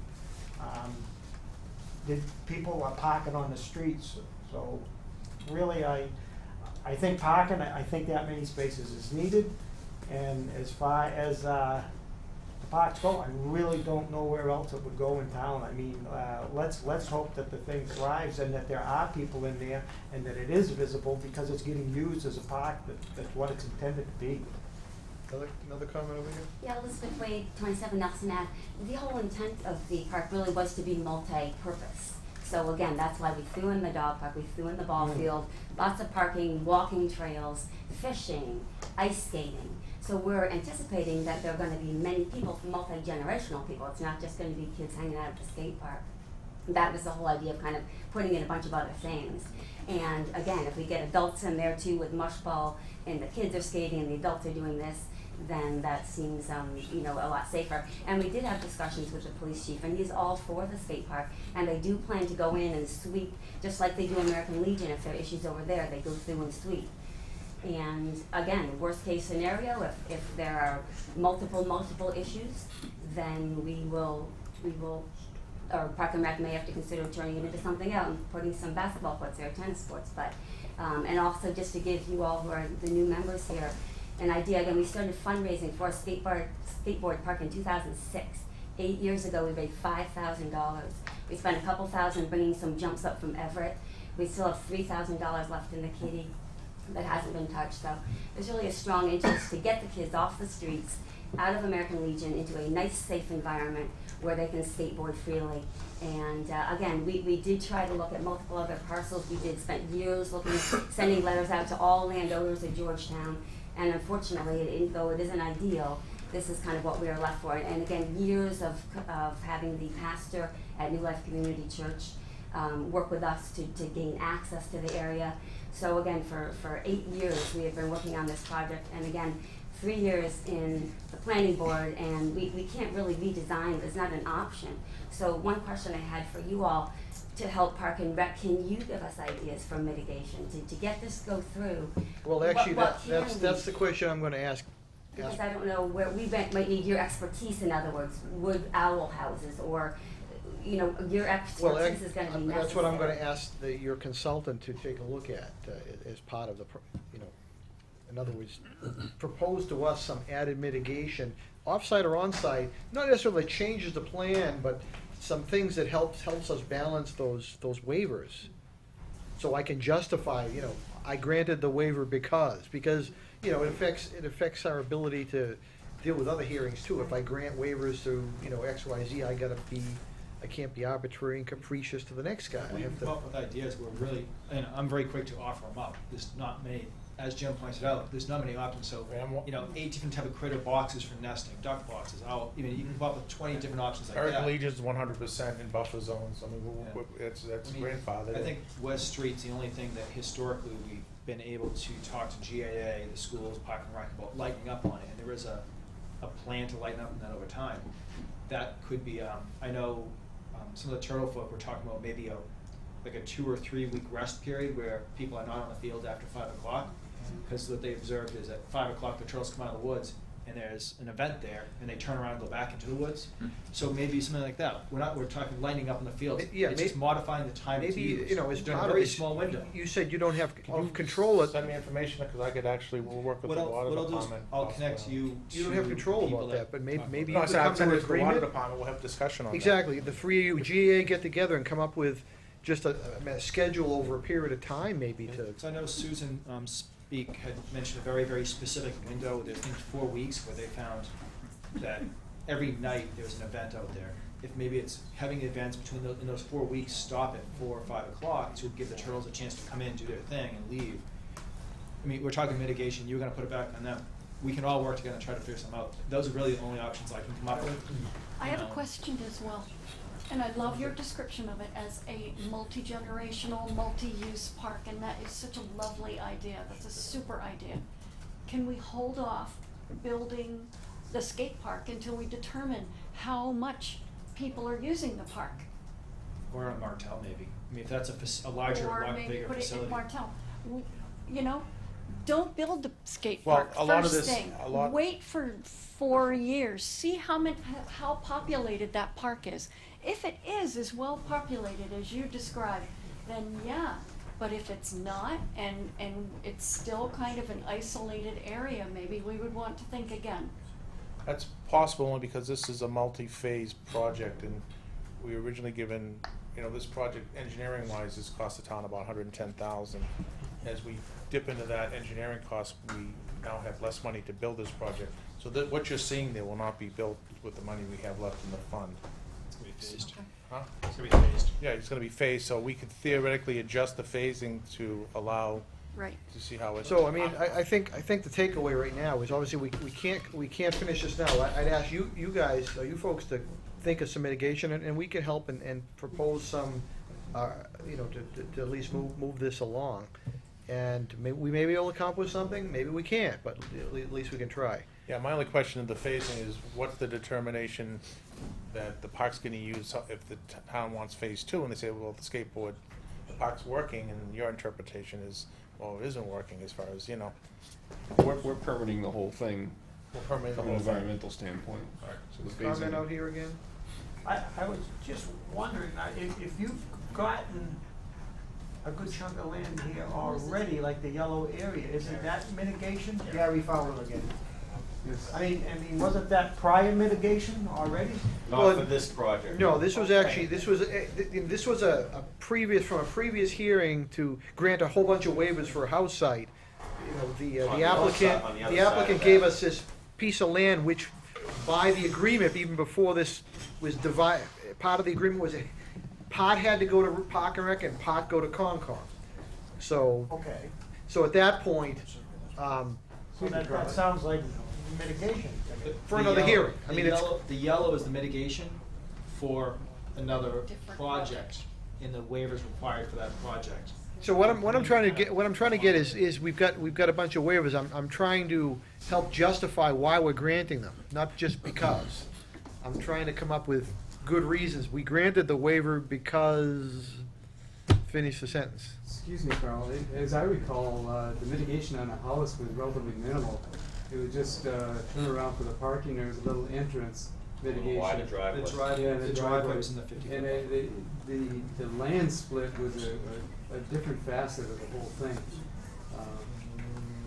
So, to me, that was, as our selection says, that was part of the mitigation, because we knew that they were getting some wetlands, and we knew they were getting vernal pools for that side of the. Well, that house lot would not have been buildable without us granting. No, it wouldn't have, but I mean, then the land itself, the splitting of the land, we didn't get all that land just for the mitigation of 2 waivers.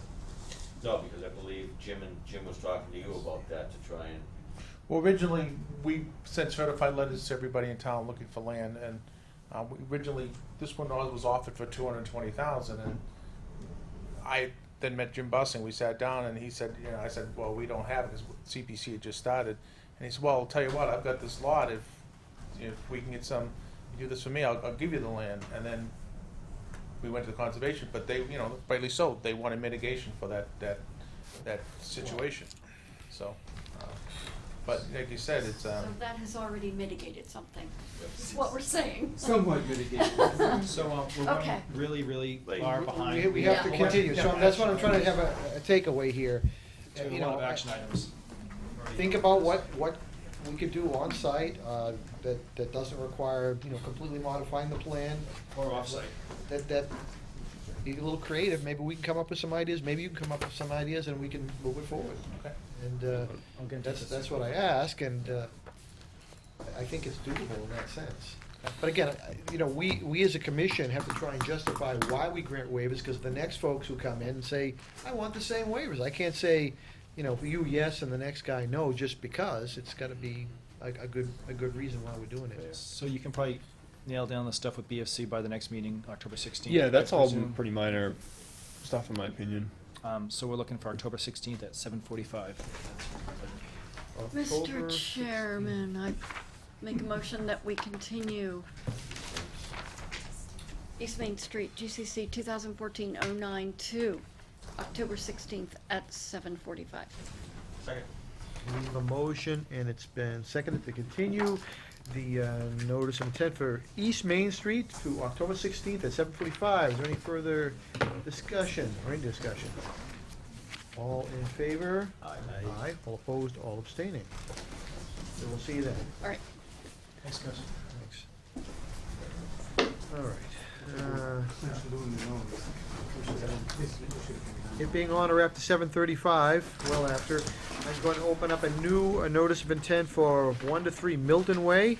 And that's site work, grass swale, and repaving of existing driveway. If I can have the applicant and consultant, if you can identify yourself for the record, and if you also have green cards.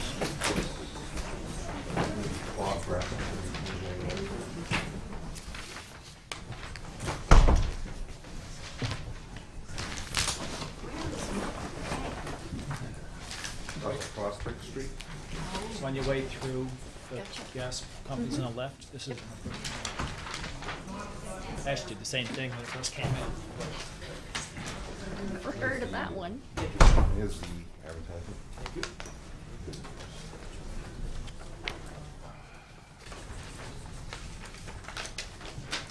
This also has a DEP number of 161-0792. How come it has, oh, I'm sorry, I'm looking at the wrong thing. Yes, it does. This is 1-3 Milton Way. It used to be an old lumber yard. It was half commercial, half residential. The owner was living here when he was doing the lumber yard. He sold it to Berry Mechanical, which is basically just mechanical. Staff is basically off-site probably most of the day. What we're proposing to do, well, I'll describe describe the site, there's two wetlands that affect the site, which are off-site. One would be in Mass Electric easement. Here is a wetland flag, 1A through 8A, which were delineated by Norris Environmental Services, shown here in blue. And that's just a little, basically an impression for all the runoff from Prospect and from 75 West Main and Milton, just pockets right there. It's basically an isolated wetland. And we also have an off-site located at 5 Milton Way, which is 1B through 7B, shown right here in blue. That was delineated by Norris Environmental Services also. We have the 50-foot no cut, no disturb setback, shown in yellow. The 75-foot no build setback, shown in magenta, and 100-foot wetland setback, shown in yellow right here. And also those setbacks also from this wetland right here. Basically what we're proposing to do is repave the existing pavement and expand the pavement, which was probably originally basically all paved at one time due to the lumber yard and the history of the lot. Basically it was all broken up, and that was that's basically what's the edge of the pavement on right here, and it's basically all gravelled up to this orange line is a wood fence, which is, there's no activity outside that wood fence line, which is inside the property line, except for this one part, which is in the Mass Electric. What we're proposing to do is expand the parking lot to have better parking. He wants to just repave the existing pavement and expand it right to here.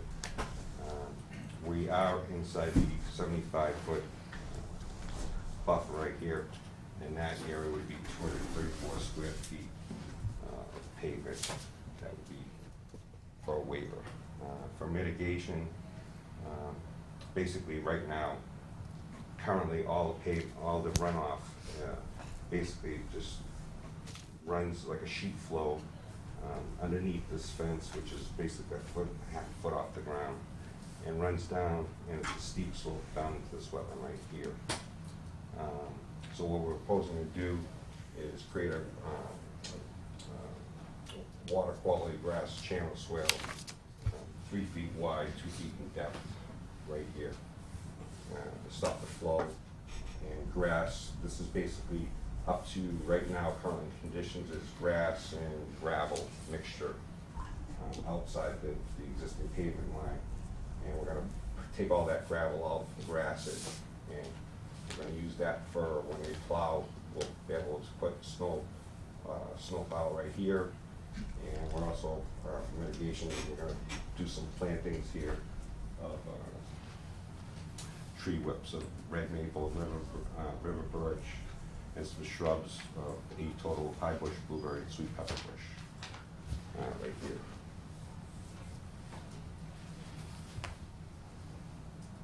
So is that you said that's an existing paved right now? Right here, sure, right here, yes. It basically was all paved up. It was basically all, you could tell it was all paved before, but through the history and the use of trucks going back and forth, lumber trucks, it was all broken up pavement, and then they just kept on throwing gravel on it to stabilize it. So Carl, when you go on the field and you see what's actually paved, it's kind of hidden, It's like that gray broken. area. Yeah, In that gray only area, paved like that. there's a zigzaggy line that kind of shows to the left what's truly right now pavement, and it's being replaced, in kind. And to the right of that zigzaggy line, which it's really hard to tell because it's all shaded the same, there's a different Well, hash mark to it. Yeah, right here. Well, on the brown though, like on the black On the area. gray. Oh, right here. The gray area, so part of that is asphalt and part of it is proposed. So what they're here to propose is to pave in that kind of hashed marked Yeah, this line right area, here. which zigs down in the area where it encroaches in that 75-foot buffer. New pavement within the 75. That's what triggers the waiver. That's new pavement. Correct. Yeah, that would be new pavement. And that's right the here. waiver being requested. Technically, they're doing work within the 50, but they're restoring it to a natural state, so it's mitigation and they're doing work in it, but it's short-term damage versus, long-term improvements. And it's damage there. Right now, And it's, it's a win. And the Yeah. ship flowing, it is a win. it's really. And we're actually the pre versus the post, we're actually, this is holding all that water, the 2-year storm was only 100%. The,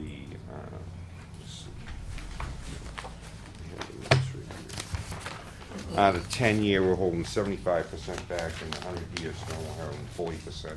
Right now, we're holding nothing back, it's just going sheet flow. What is it gonna be used for, This, the whole thing? for parking. No, I mean, what are the 3 buildings, what, Oh, this is, this is an office, this is just basically storage for their Trucks and equipment. supplies. Business. Business. What's in the green area right now? Right now, Mhm. this is all broken up, it's gravel, grass, it's back and Back forth. road into Yeah. American Legion. No, this is the that's park. that. That's that way, That's what he's drawing right there. right here. What- This is the green this is the actually back up of the a parking Prospect lot. Street. Okay. This is the Milton Way, which goes right into the park. So Laura, that back area is There's a- right now compacted gravel. That's part of it. It's commercial, residential, this lot, so it's the house right there. They're Well, pushing, Looks like a big improvement. it is, they're pushing right now, all the snow goes back there, so that area is all the chunks of asphalt and stuff that, Broken trash, up. that's Right, pushing it over there. Actually, it's an improvement on this lot.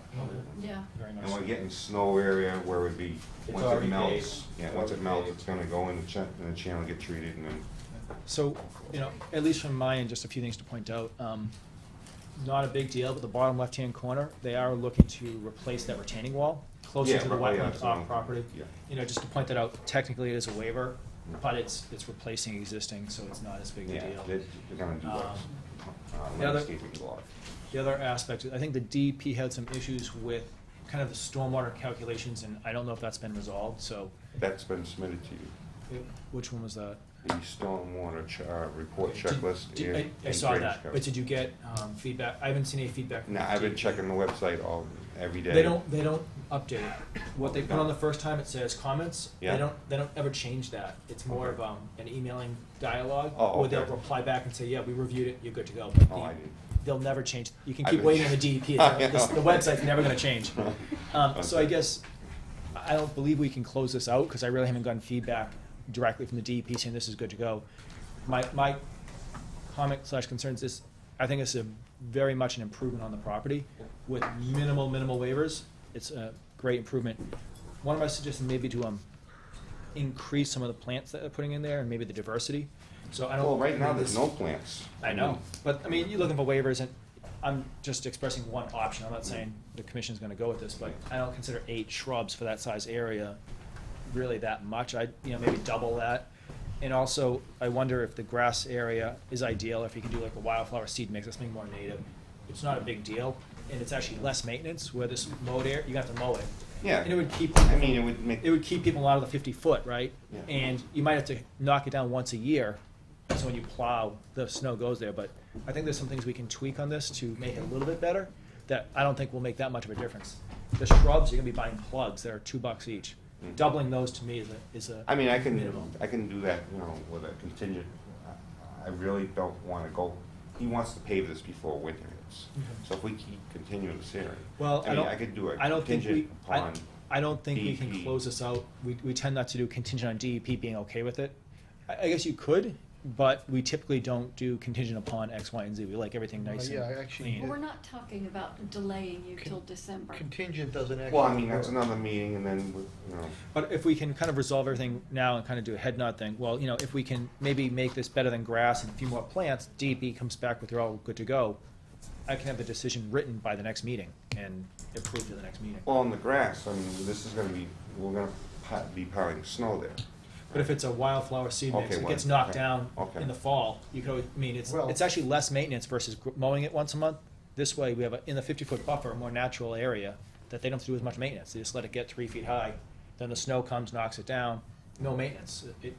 I don't consider it. Well, I think if they maintain it, then they'll also check the swell to make sure that's Yeah, always. cleaning it out and functioning. Cleaning it out, That's- because if you do that wildflower seed, then there's not gonna be anybody looking back down there. So that's This the way, when intended, they're that's mowing the it, intended snow dump area? this is gonna be a snow dump. Yeah, but if you have vegetation there, there's not gonna be any debris getting through it to get into the swale, so Well, the the swale swale's will there to function. stop everything. Yeah, but it's also there to slow the water down and stop the water so it goes into the ground. Yeah, If you have, that's if you, plantings I mean, are- naturally, your vegetation slows it down, it prevents Yes. erosion, all these other things. Grass is fine, but the next step up is some more woody vegetation that gets too. But I think it'd be more maintenance, you know, for someone checking this if they're mowing it. I mean, Yeah. I don't think the owner has a problem mowing it. Yeah, I mean, but it would- it's it would within the make a- 50-foot buffer, you know, no, it isn't, it's inside the 75-foot buffer, take that back. It's just an option, I'm just throwing out different options. I don't believe we can close this out tonight, so it's just one of those things to think about, because it's a quick and easy change at this point. Adding more shrubs is an easy one. Well, some of those can be done administratively, it can be done even in the field. I mean, it could be, you know, contingent upon Well, I mean, the agent, you know, saying, okay, that, I'd like to have some more plantings, or double up, or. Yeah, I mean, if it was or just, not- if not it was just the double, but- planting, we can condition it and say you're putting in 16 shrubs versus 8. Yeah. You know, that type of stuff's easy to condition. It's the DEP, not knowing if the DEP is satisfied, because we vote on the state and the local regulations. What could be their objection? What are they I looking think their at? concern was not paying, so most of this is repaving, but under the regulations, you need to kind of do improvements to the site from stormwater related, Which we in a have. stormwater sense. So I never saw I saw the response to the DEP comments, but I never heard back from the DEP saying, yeah, this satisfies our concerns. I mean, As far as usually- I know, they still have concerns. Usually, if the DEP is okay with something, you don't even get comments back. On the website, it says no comment, done. This one actually had So that- some that comments. tells- No, that's because we initially didn't file the drainage Correct. calculations. It's just one So of we those things. did, Yeah, and we also, we upped the fee from Yep. 500 to 1,500. yep, for them. And so you're waiting to hear back about the calculations you submitted to them? Well- To make sure it's satisfactory to their Right, concerns, okay. which it most likely is. Probably We is. tend not to close things out. Well, till yeah, we're- I mean, legally, you can't even make a hearing contingent upon something. Once we close it, it's a legal hearing, it's closed. So, I guess one thing we could do is, if the commission's okay, is kind of, you know, if the Put things DEP's in all place. set and everything that's here, would you be okay with, approving this at the next meeting? To give them some, be assured that by the next meeting, you will get an approval. As long as the DEP's all set, and we have nothing to do with them, would Yeah. you guys be okay with this? Would that satisfy your concern about the Yes. timeline for the winter? Yeah, yeah. Okay. I just don't want to change the plan and resubmit, and I think this is a very good plan. It's well thought out. We're taking. So you would the prefer not to put the additional shrub plantings on? No, I this? mean, that's one of the conditions you could. That could be the we- condition in That could be a the condition. order. Just making sure that we're all on the same page. Yeah. By the next meeting, I'm I fine don't want to with hear, that. oh, we were expecting Right. X. I want to be clean. No, I like that plan and a few extras. You can just add it into the order. I mean, a few Conditions, a special few more conditions. whips is. That's my point. I can't imagine them having a Yeah. problem with it. I mean, I would almost prefer if it went right up to the fence. That next planting can be mixed in with the trees, just to give Yeah. it some understory. It's at $20 extra. It's a Yeah. concept, not a. So looking, we haven't checked with the butters, but. I'll open up this hearing to public comment. Any abutters comment to 1 through 3 Milton Way? Yea or nay? Seeing none? So we're looking for a continuation to October 16th at 8 o'clock. Chairman, I make a motion that we continue 1 to 3 Milton Way till October 16th, 8 o'clock. Second. We have a motion, and it's been seconded to continue notice of intent for 1 to 3 Milton Way to October 16th at 8 o'clock. Is there any further discussion? All in favor? Aye. All opposed? All abstaining? Thank you. Thank you, sir. Thank you. It being on or after 7:45, I'm going to reopen 1 Kinson Court, GCC 2014-11. Level rear yard involves decreasing the slope of the height of a hill. 20 feet of material will be excavated and regraded on site. If I could have the applicant, consultant, if you could identify yourself, please. So no one will be attending tonight. This is what I perceive as kind of more of an administrative continuation. The check wasn't full amount. Yes. That has been settled up on since. So DEP, we had no issues with it on the merit. I just wouldn't let the commission, you couldn't really close it because the fees weren't settled up. So they have paid those fees. Yeah, and you did the research for me, and you did find out, Yeah. There's also, it's It's a 20, I think it's a typo. It's, I think, only 10 inches, not 20 inches, but it's a technicality. They already chopped down 10 feet. What's another 10 inches? Yeah, first So- when I read that, first I thought it was 20 feet. I'm like, Yeah, we might have had that typo. I know. So we're just looking for a motion. Again, the commission was okay with it for the most part. They were gonna approve it. You just want to hold off on the fees, so, yeah, at this point, it's ready for, a vote. I don't know if any abutters are here, but I know the applicant is not here. Are there any abutters to 1 Kinston Court? Seeing none.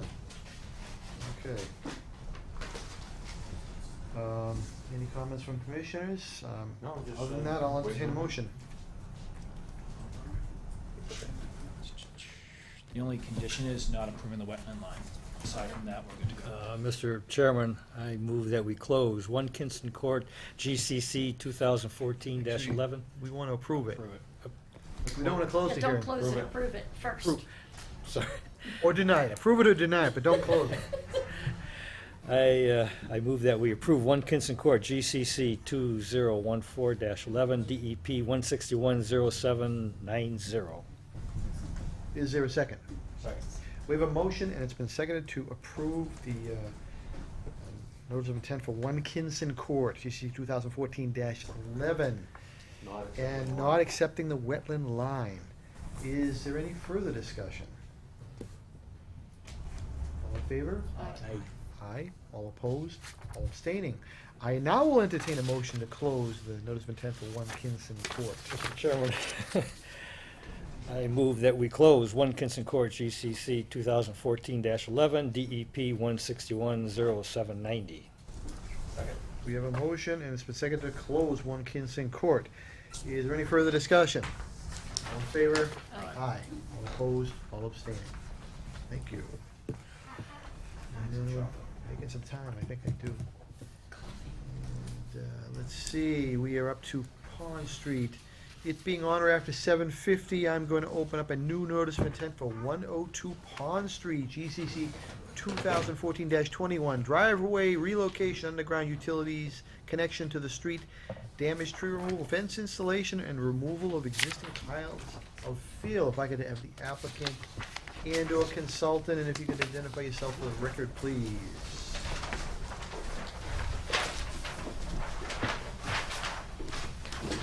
Good evening. My name is Jamie Roberts. This is my wife Victoria, and we are from 102 Pond Street. And my wife has worked extensively with Stephen on this notice of intent, so I will defer to her. Thank you, Stephen. Awesome. Thank you much. Also, the, sorry, No worries. Thank you.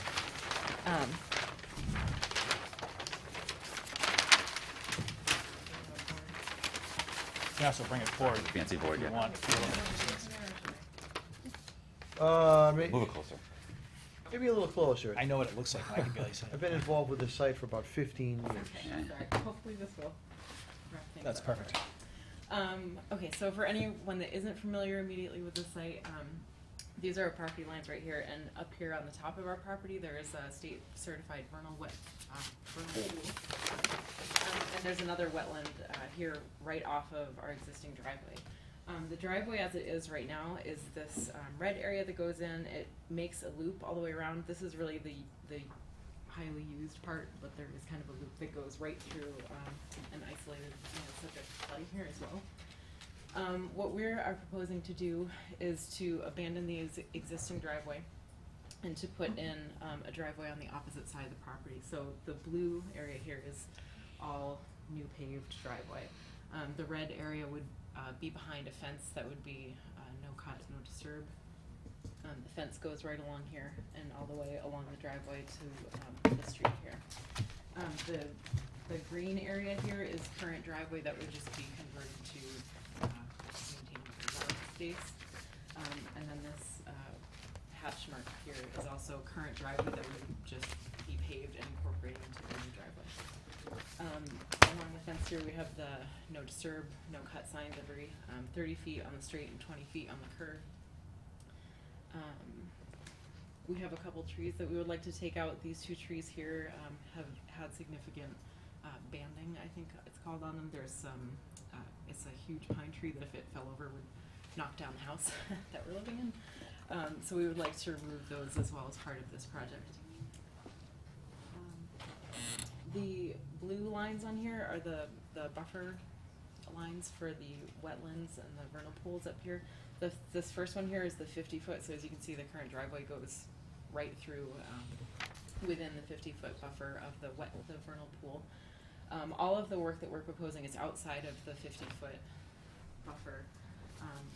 We have a fence between the 50 and the 75-foot, but the entirety of the new driveway would be outside of the 100-foot buffer of that vernal pool. Is this the 100 here? Yeah. You didn't color it? Yeah, sorry, I missed Okay. that last one here. There is a buffer around the isolated land subject to flooding that kind of encompasses our whole property and goes on to the next property, but in talking to Stephen, we've tried to incorporate all of his suggestions as far as really protecting the resource that's up here, as that seems to be the more biologically active resource. We do have a sense of urgency to get this approved. Reason being, we are renovating the house that's there to live in. We currently don't have heat or hot water, and part of putting the new driveway in, we want to bring in natural gas from the street. If we are able to do that before this heating season, National Grid partners with Mass Save, and we're able to get that financed so that we have money freed up to move the driveway to the other side of the property. If we aren't able to get this approved before this heating season, we have to replace the existing oil system that's there, and we won't have the funds to move the driveway. So that would be questionable if we could do it in the future. So that's kind of our urgency in getting it done before the winter comes. Does the gas line go up the new driveway? Is that? Up the new driveway, so it would be along the blue. Have you heard back from the power company about potentially moving that line while you're going underground? Yes.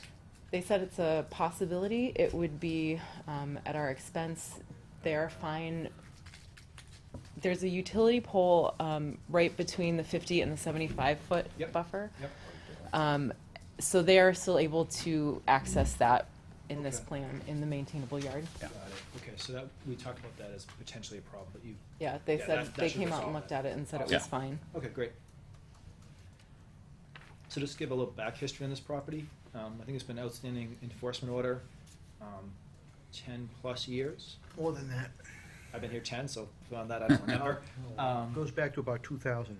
There's a small kind of teardrop-shaped pile of dirt, bottom right corner, right above the blue line.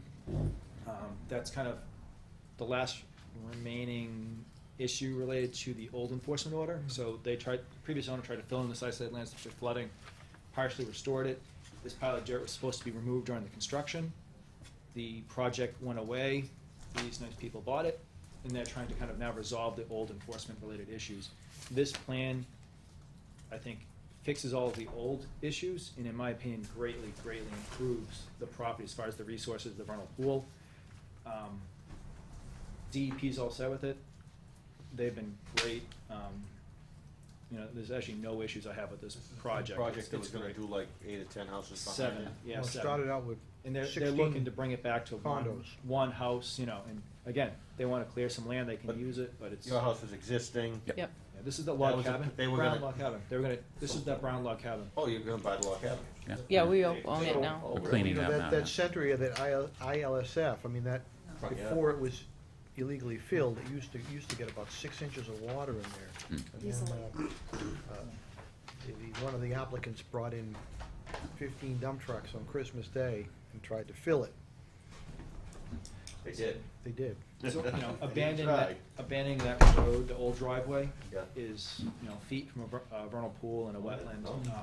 Again, we're getting close to the That's the ILSF edge. on the other side. That's the edge of the border too, you can't go to the right, 'cause that's. So, bringing this over, there is waivers kind of technically being required up against the ILSF on that other side, but, the benefits are huge. So moving it are you gonna physically, it's only gravel or dirt on the other side of the original driveway. Are you gonna, from the street, close that off there, or?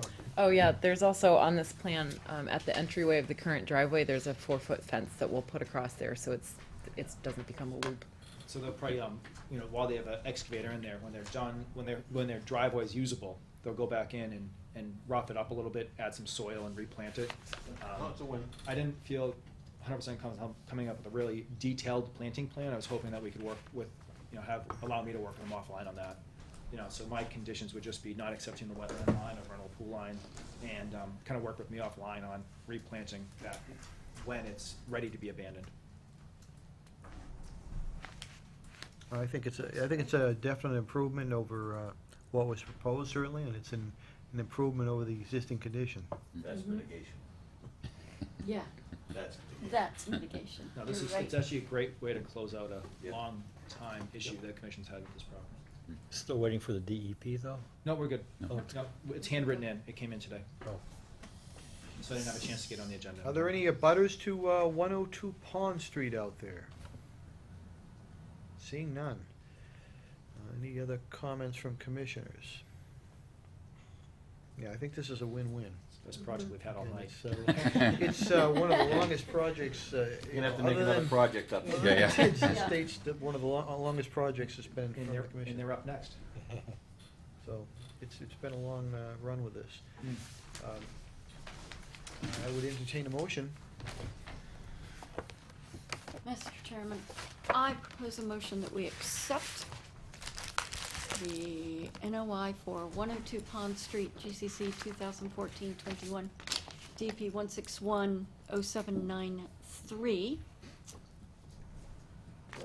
Not accepting wetland line. not accepting the wetland line or the vernal pool delineation, and Working with me on the asking replanting the plan. applicants to work with our agent in a replanting plan at the appropriate time. Second. There's a motion, and it's been seconded to approve the notice of intent for 102 Pond Street with several conditions as stated by Laura. Is there any further discussion? All in favor? Aye. Opposed? All abstaining.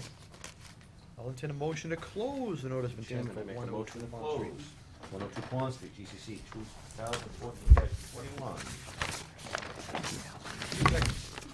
There's a motion, it's been seconded to close the NOI for 102 Pond Street. Is there any further discussion? All in favor? Aye. Opposed? All abstaining. Thank you. That's a Mid-next week. sweet spot down there. You'll hear from It's us a really mid-next week. lovely spot. I love it. Yeah, So quiet. nice. Good. Thanks for coming, Thank you guys. for Take care. fixing it. And it being on or after 8 o'clock, I'm going to open up Tid's Junkyard. Notice of intent, GCC 2007-11, complete site remediation under Chapter 21E, followed by construction of a 16-unit senior family housing, development associated grading, roadways, etc., septic. And also, it being on after 8:01, I'm going to open up the second portion, the second NOI on this. That is the Tid's Junkyard 2007-12. That's the revision on the site plan to construct 16-unit senior family housing development, associated grading, runway, roadway, and septic system, utility, stormwater management, etc. If you could have the applicant and a consultant, and if you could identify yourself, please. Good evening, Eric Johnson, Edge Environmental. Good I'm evening. consultant to the owner. What I would like to do is go through a list of things we spoke about when we last met and make sure I understand and have clarity on those. Okay. And that's all in regard to the first NOI, which is something that the owner would really like to close. And then, based on that, the second NOI would be withdrawn. During the 5:15 meeting, we spoke about glass and debris, and the concept was that it would be removed from the first NOI, but would be included in the order of conditions for the next NOI to be filed. Kind of from a construction phase. Because it makes sense. There'll be excavation done, there'll be more going on the site, and that would make sense. And you can include that when you refile the second notice of intent in your proposal, Okay? versus us conditioning it, you can just add it in there and answer the question before it gets asked.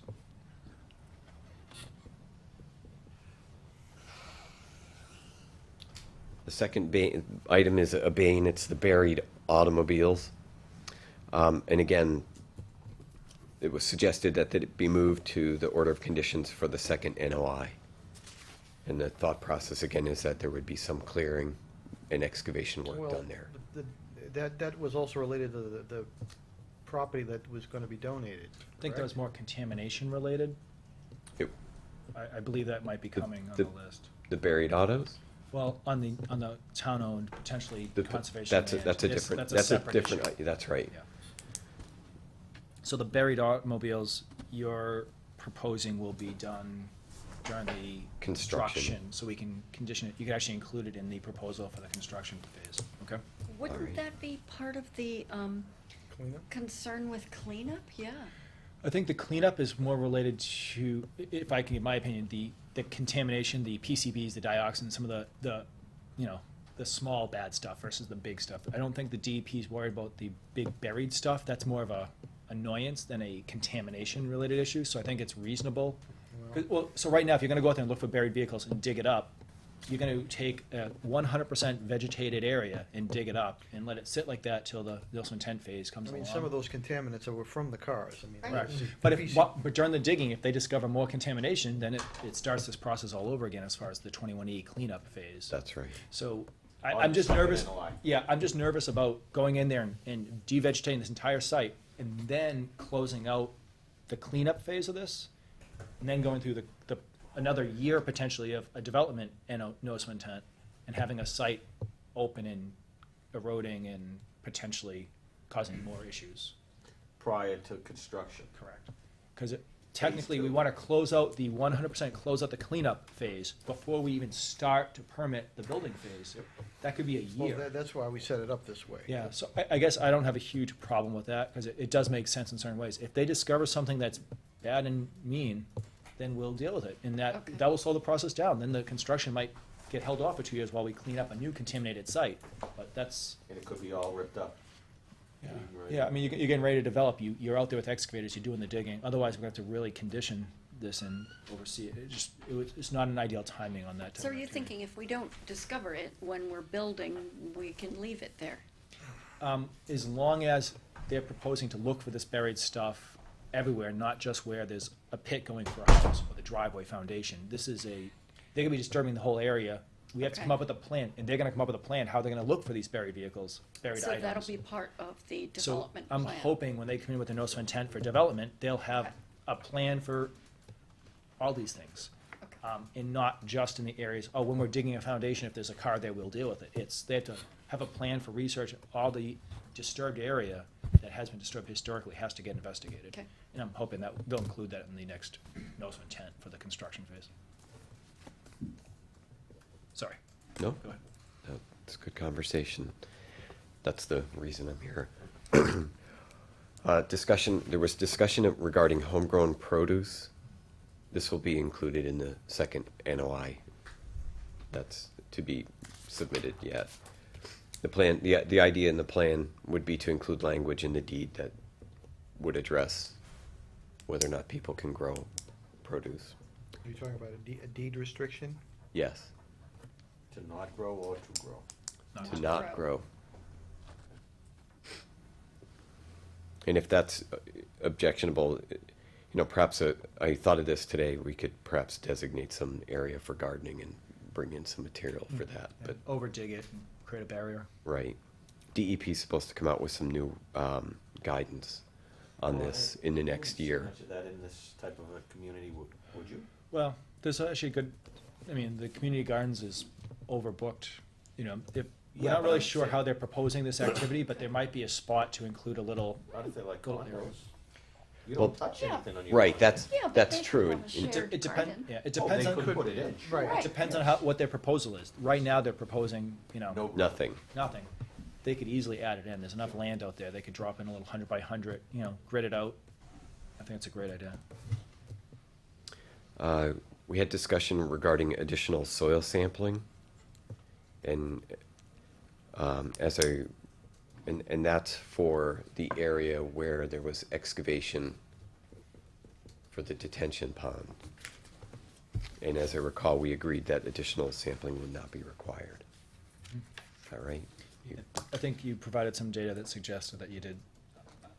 I remembered a hot spot that I thought had not been retested, but I think data was provided that showed that it was tested. The area, well, I'll let you keep going.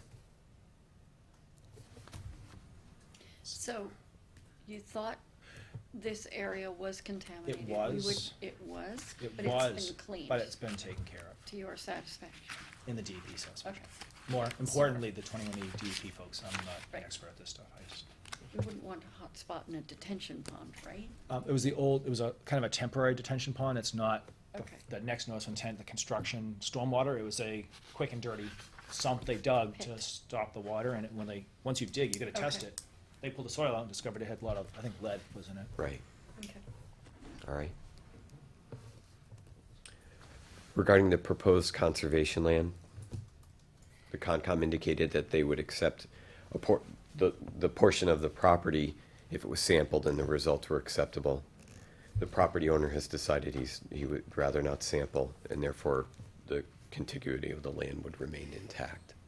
So I don't believe I remember it the same way. The commission didn't say they would accept it. It's if it was gonna be offered, you know. Well, It would that's have to why be I said sampled. if the results were Yeah. acceptable, but But perhaps a one- different way to Yeah, express the same whoa, whoa, thing. whoa. Yeah. That was part of the mitigation too. Yeah, those, The donation of land was part of the mitigation. for the next phase, which we're really not into the notice of intent for the construction. So I still believe from a contaminated soil standpoint, it should be tested no matter who acquires the land afterwards. At the time, it was being referenced that, oh, we're gonna donate this, more so, but if, you still need to protect the residents. There is some data suggesting that that is an area that's contaminated. I still think it would be important to check that area out, no matter who owns it in the end. And, you know, the question is, I mean, that was mitigation for other waivers that were being issued on The this. proposed open space donation. Oh, really? Okay. So, I mean, then propose something else. I mean, in other words, Yeah. just don't pull. Because they're still looking to offset waivers for the construction phase. There's a lot of waivers in that project. You still need to offset that with some mitigation. So I think there was That's really gonna have to go get redesigned. That plan is, it's old. yeah, Yeah. 10 years, 11 years old? It's very dated.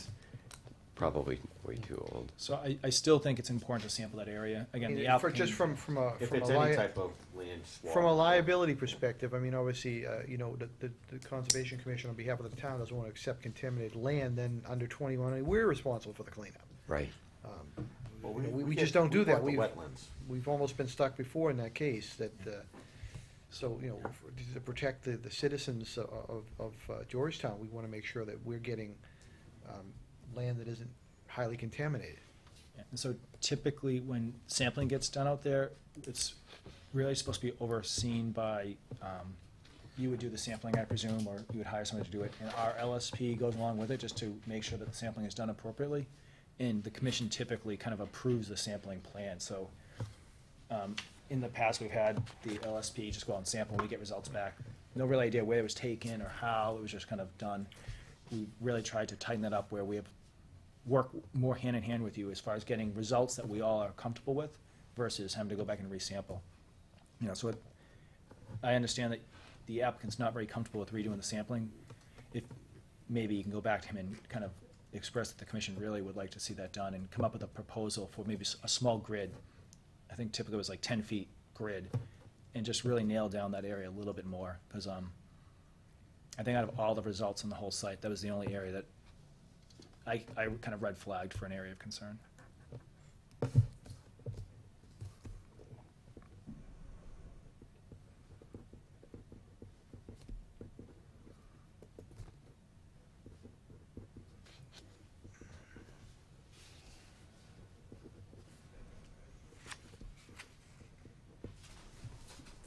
So, how does that, the request for sampling pertain to closing out the first NOI? I think the commission did not feel comfortable closing out the quote-unquote cleanup notice of intent until they felt it was, to their satisfaction, clean. I know the DEP has pretty much signed off on this, and I asked them pretty much point blank, what about this area? And they pretty much said, you know, they've done a huge amount of cleanup, we're satisfied, but they did not ever give me a good answer to why they didn't hold their feet to the fire to have them sample that area a little bit more. I still believe it's a concern, and the commission has jurisdiction to request additional sampling in that Is area. that gonna be where the construction's happening? No, it's more the donated land, but if the applicant chooses to keep it and not donate it and not use that as mitigation, And it doesn't get it doesn't sampled. get sampled. I'll be honest with you, it's a nice little chunk of dry land that's heavily disturbed, and they're gonna have to dig it up and sift it anyways to look for buried material and get rid of glass and other stuff. So this large area, to me, is a perfect spot for a garden. If they're gonna dig up soil and replace with good soil, they could put a little path through the vegetation to this larger area. It wouldn't impact the development at all, and I think it'd be a really good spot for that. Again, it's never been, in my opinion, tested to the point of being clean. There's still some samples from Well, 'cause I 10, think- 15 years ago that were hot, that just, oh, well, we're not developing over there, we don't need to worry about it. Originally, there were a few surface vehicles. I walked the site with the very first Yeah, sidewalks. there's a lot of trash back there that needs to be cleaned up, so But I think they're they- planned for they phase pulled 2. those to clean vehicles it. out a long time ago in that particular pond. Their next notice of intent for the, you know, buried material and surface debris, they have to clean up that area too. There's debris over there. It wasn't as heavily used as the main site, but it's still, they're gonna have to dig that area I up. mean, the concern is also, again, you got a water aquifer area too. I mean, it's a water Zone- resource. Zone area. 2 wellhead, So, endangered species, it's got everything over there. Why not have a junkyard there? Well, it's much cleaner than it was back then.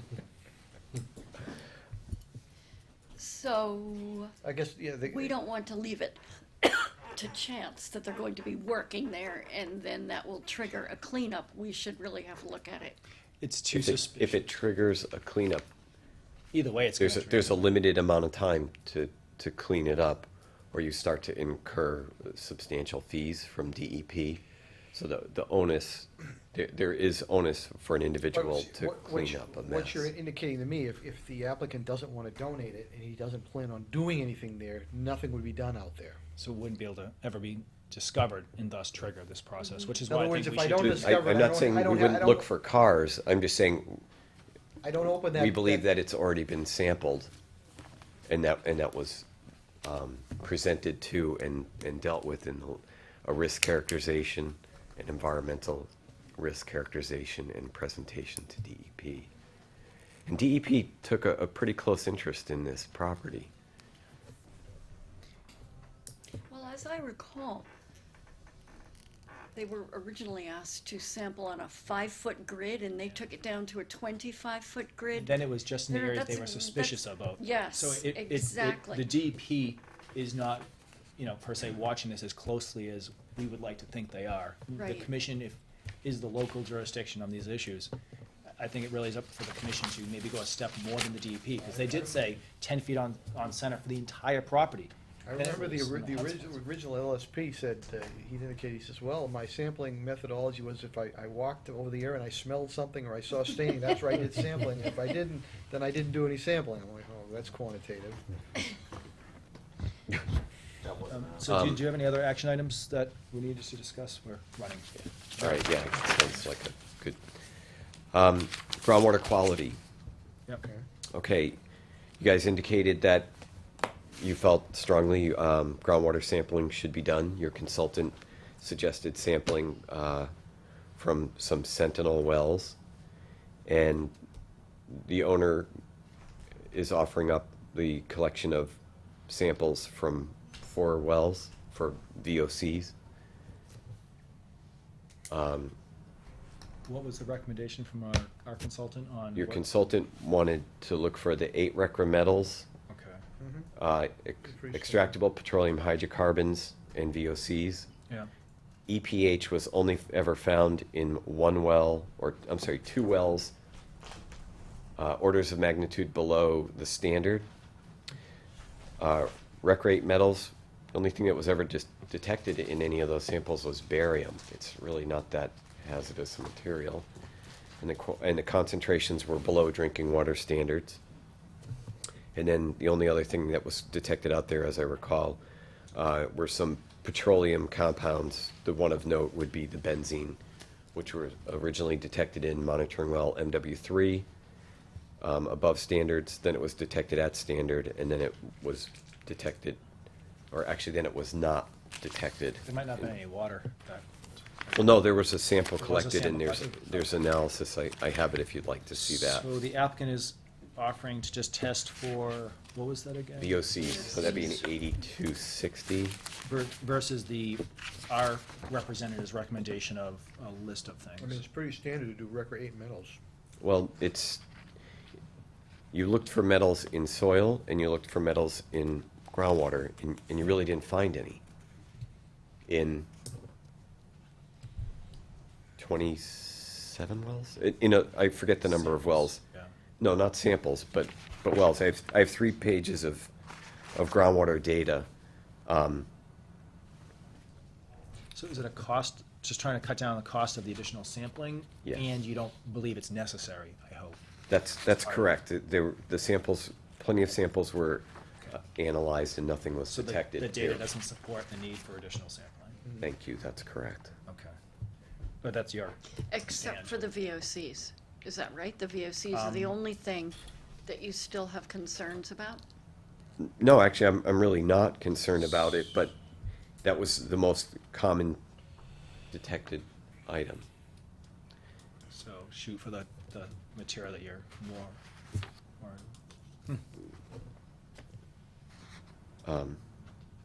So at this point, the applicant's offering to test for those in all the wells or just certain wells? 4 wells. 4 wells. You guys, and he said if they want to pick them, that's fine. Yeah, I'd prefer to have our third-party person do it, just because he's more familiar with the samples and areas of concern. Mm-hmm. Great. Okay. But I mean, we're not saying that the commission agrees to this, this is just kind of going through and punch list. For discussion Exactly. and Sampling, the recreate was not a huge added cost, but You can ask him to do it. This is what they're proposing and offering. You can add that, I mean, he doesn't want to sample on that additional land. The commission does. We're coming up with where we disagree. You could put that in there. Well, I really think that's important. That's very When? legitimate. I mean, When you know, was the that's last just a normal sampling stuff we done? test for hazardous waste. I think it was 87. 19? Do you know a different one? No. Oh my gosh. I'm sorry, 2000 and, It's right there in the picture. wow, 2007. Okay. Yeah, that's when you know the meeting's going long. Sorry. You haven't been Okay. waiting a while, No, that's a funny thing. I keep coming out with 19s for some reason. Must be an important date for another reason. Okay. Any other action items that you had to address from the previous meeting? That was all for the first NOI. Yep. And our goal is to close that up and just put that aside. And then basically, the second NOI, the owner understands that he's gonna have to withdraw without prejudice and reapply. He'll That's probably a do that note. for both of them. But we're trying Well, to the kind of question come to is some he- resolution. Well, he's on the gotta, first one. don't, He could withdraw the second one tonight. We could accept the withdrawal tonight Yes, for you the mentioned second that one. he could potentially. So you're not proposing to withdraw, I mean, the reason. he's really trying to get over one hurdle, what he perceives as the biggest hurdle. So one argument for, technically, they could withdraw from both. The cleanup is really started off as an enforcement action. It sure did. So That's you could right. close it out as an enforcement action. They could withdraw from both. Resolve the cleanup component with closing out the EO. Have them refile for the construction. Once you guys are comfortable with closing out the EO. I don't think we're ready to close out the EO, I'm just saying as one option. They could withdraw with both of them. We can move forward on the cleanup component with an EO-related issue. Because right now, we don't have quorum on any of these. They're not legitimate hearings. We've been operating under an EO really So for the past. we'll move to a discussion item. decade plus. Just like the next case, it's a discussion related to an EO. Finish up the remaining 2 or 3 issues that we have for the cleanup. Close that out. Once that's closed out, we can accept the notice of intent for the construction. Because they still have a lot of work to do on the construction one. That needs to be updated. It's useless right now. Can I ask a question about, even though it was 2007 and not 1987? Sorry. Which is better, but not much better. Is it possible that materials could have traveled in that time back into those wells from another site I'm wondering about Another site of- seepage or Another location on the property. decontamination of those sites in the 7 years since they were It last certainly tested. Yeah, Is it that's- possible? That's possible, but, you know, based on what's been done out there, the contamination was remediated. The site, there are a couple things. In terms of the geology, the site's basically glacial till, so there's very compact soil, a relatively short distance below the surface, which tends to cause groundwater to become perched. And really the majority of the contamination, a portion of the contamination that was seen migrating with groundwater were basically petroleum constituents. They've already gone in and excavated a good portion of the contaminated soil that was on site. Analytical data, for example, for MW3 went from benzene at the drinking water standard of 5 to non-detect. So yes, it's possible that there may be another pocket of something out there, but based on the groundwater sampling that's been done in numerous wells, there's no indication that there's much out there at all. And I'm sorry, how many wells are there? 17, did you say? 27, something like that? There are a lot of wells, some of Right. them have been destroyed, some are still present. So, Give or take, call it 20 now. right, so I'm just thinking about the area that you're saying we haven't tested. Is it possible that there might be contaminants there which have been leaching into the rest of the site, back into those well areas? And so, when you said perching, does that mean that this is kind of impervious and the water is flowing across that under the Yes. glacial till? So it Well, could be traveling. it's on top of the till. The glacier put all the soil that we see here. Mm-hmm. It's just that the growth of vegetation and weathering has loosened the upper 2 feet of soil. So it's possible Or that 3 water has feet. been traveling, I liquids mean, have been traveling I've and seen plumes contaminating. stay still for decades, and I've seen them move quite a bit on Right. different conditions. It just So- depends on So, the site. I'm For that, can you sample out thinking- all the wells, one round with all the wells versus just picking a handful? Because I don't know how you pick 4 out of 20. Well, one of the difficulties that's associated with this is that if you look at samples that have been collected by 3 or 4 different consulting firms over the duration of the site, there's very little that's ever been detected here. And that's the gist of the point we discussed last time, is that there isn't a great basis for performing additional groundwater sampling. You have I soil that's disagree. been cleaned up. Disagree. That's a- What's Some your new wellhead. basis? It's our water for the town. This is very scary for us. We don't want it to pollute our wells. I do get that. I have a well, I drink water I from mean, the well. granted, But it wasn't the worst on the national priority list, Superfund site list. Never But would obviously make it. We want it cleaned up to a point, and since the data has been taken so sporadically over many, many years, again, you. Different grid size that was different supposed to different be. LSP. So to close this out, we're trying to get good current stuff. So we've got assurances, not so we're going back. Well, 10 years ago this was done and that was done. I mean I agree. Some of the concentrations were not not what you'd see in a real high risk Superfund site. And But it still has. What was the, you meant that it made sense to test for, what was it, the 8? REC 8. I mean, there's a standard if you're 8 looking for metals.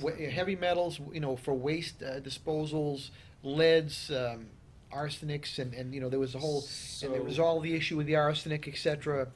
So to try to help move us along in what we agree and what the applicant feels is necessary, it sounds like what I'm hearing is they don't feel like they need to do any more sampling on that upland that could be potentially open space. The commission feels like they really should do some more sampling there. That's soil. Sorry, the soil. And then they are offering sampling 4 wells for very specific VOCs, and the commission was really potentially looking for more sampling out of all the wells with the 8 recrements. I mean, if you want Is that to, a if you want to fair- prove it, if you want to prove you're clean, you sample. Okay. I'm just trying to move The it proof along, has already obviously, been, the samples have been taken, the proof is there. in the data. If you ran any statistical analysis on here, you know, you'd be able to come up with a confidence, a Except, student's except T and we're, a in terms 95% of confidence. accepting confidence levels, we're talking about data taken over many years. So, So, I'm just so trying- like a random sample almost? So I'm just looking to move this along and come up with what, we can't close this out. This is a discussion, just trying to give feedback. What feedback is the commission giving and back mean, and forth? Those are the 2 outstanding issues that I Okay, see. so 7 years ago, those wells were tested and they were pretty much non-detectable. They were considered clean 7 years ago. Yes. But in that time, we haven't had another look at it when we've had 500-year storms, we've had any number of events. And also, the commission and the DEP asked them to do sampling, I think it was quarterly. Right. The regiment in the regimen of sampling that was requested by the DEP was not done. So again, Big gaps. there's a lot of gaps, and maybe the sampling that they, when they should have done it, maybe would have shown something. I think it's a fairly reasonable, so I see 2 mean, outstanding issues. just to cleaning up the. To clean up close it out, piles. I mean, in other words, you I just. agree. Sample the wells, a little more, looking for more, and more sampling of the soil. So And then, the better close it out, give everyone that comfort level. We have Yes. fresh data. It's recent data. We're not talking historic data. Right. So we aren't closing this out tonight. No, that It's a wasn't. discussion item, so we've given our feedback, they've. I've presented. Do you sent have any plenty other of samples action in items? for Recre 8 and VOCs. I mean, you're talking, in the cost of what's gone on, you're talking minimal cost. So our next meeting is. $100 more per sample, How much? roughly, about $100. So our next meeting is October 16th. We can continue this discussion, hopefully, if it's kind of agreeing to these, then we probably don't even have to meet. They can just go and do it and come back when they have the results. If they want to discuss it more, they're more than welcome to come back, but we really need to move on to the next. I just want to make sure we move forward with a clean slate. We know where we are now. Fresh data. Well, And I- fresh data, we know where we are now, and we can go forward I mean, from there. we're not talking, at one point, the commission was looking for additional sampling on the whole site. Right. Every 20 feet on center, gridded. I think they backed off on that due to the data. The remaining area that was not really sampled as heavily is still an outlying Right. issue. So those are the 2 issues that I see. And the question, going and forward. the third question is, do you want to withdraw the construction tonight? Doesn't matter, it's just an administrative act, takes it off our agenda, makes the agenda. I'm not in a position to do that. Okay.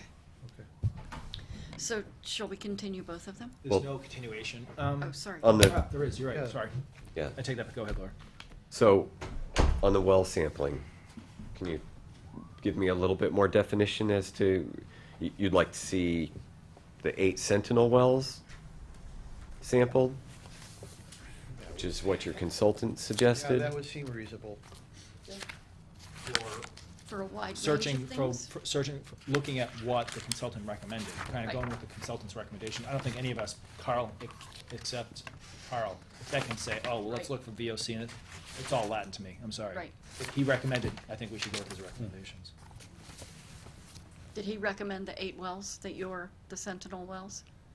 The 8 down gradient monitoring wells were to be sampled periodically. It may be prudent to have an additional round of groundwater samples collected and analyzed for contaminants of concern to ensure that levels have not changed and establish a baseline prior to redevelopment. Sounds similar to what you guys have been We saying just all said, night. didn't we No, but he said it better. Just- Yes, most definitely. He's got the Yes. credentials, he's got the credentials to say it. What he said. He requested volatile organic compounds, the 8 Recre metals, and extractable petroleum hydrocarbons. Yeah. You guys, we didn't detect Recre 8 metals. But it's, We it's- detected barium in, It's it's the standard test you do when you're trying to prove yourself Clean. that a material, that I have nothing in this sample, otherwise, always a question, I only tested this. There's always a question, but why didn't you test for these? but in consulting, what we do is we look at what the contaminants of concern are, if they're known, and in this case, there was a lot of sampling in soil. And then, over time, a bunch of the monitoring wells have been sampled for these compounds. Wells in the area where the salvage yard was, and hydraulically down gradient of that, and they have not been detected. And that is the basis for why I would advocate for a certain analysis and not others. Did you do the sampling? No, I did not. The other aspect is that if I have not had our third-party consultant here because it just, we don't know when the applicant's gonna show up, it gets expensive. If he's recommending something, I don't think we can say, no, that's not necessary. If you want to have that discussion with the third-party reviewer, Mr. Luker, no one here can, I think, say, oh yeah, that's fine. And you keep seeming to go back to the data and that, I think if we have to Luker's suggesting keep it. going back to what John said. It's our Zone 2 wellhead. Yeah. I would rather an abundance of caution than us to just throw caution to the winds. And so we do need to move on. Well, We're getting late. you're not so really we need throwing to- caution to the wind. The data's already there. It's been made public I and reviewed by understand. DEP. I would love to see it again. Okay, so. You guys, you have feedback, and I think you have the action So, items that we're concerned about. Yep, I do. Okay. So, a letter to you, and may I contact Mr. Luker? Yes. I assume that's what you want me to do. Yeah. Thank So we need to continue So, both yes, these we do. hearings, since you're not gonna withdraw them, so we're talking Right. October 16th is the next meeting, if that's reasonable Yes. to you guys. Chairman, I'd like to, can I do a group? I do one minute after the other. Okay. You gotta do them separately, though. Kids Junkyard, would like to continue to October 16th. You do it in one motion, but just separate them. Okay. Yeah, 8:10 and 8:15, please. Tids Junkyard GCC 2007-11 to October 16th at 8:10. And Tids Junkyard 2007-12 to October 16th, 8:15. Second? Is there a second? Second. Where motion has been seconded to continue the hearings for Tids Junkyard to October 16th at 8:10, and that is GCC 2007-11, and on continue the 7-12 to 8:15 on October 16th. Is there any further discussion? All in favor? Aye. Aye. All opposed? All abstained? Thank you all very Thank much you. for your time. Thank you. Yeah, sure. Communication, that's okay. A what? Communication, Nice change. yeah. Right. Got one. The one industrial way discussion. Nick's all happy. He's like, I'm so out of here. You thought you were No, leaving, you're didn't you? not. Oh, no. I'm prepared till midnight. Yeah, well, when you see all those things you guys have to sign, you might be here till midnight. Probably want to take a They're 5-minute guarding the break. doors, they're not letting us Where's the leave. break? 5-minute break. I like the break. Little Beth needs coffee.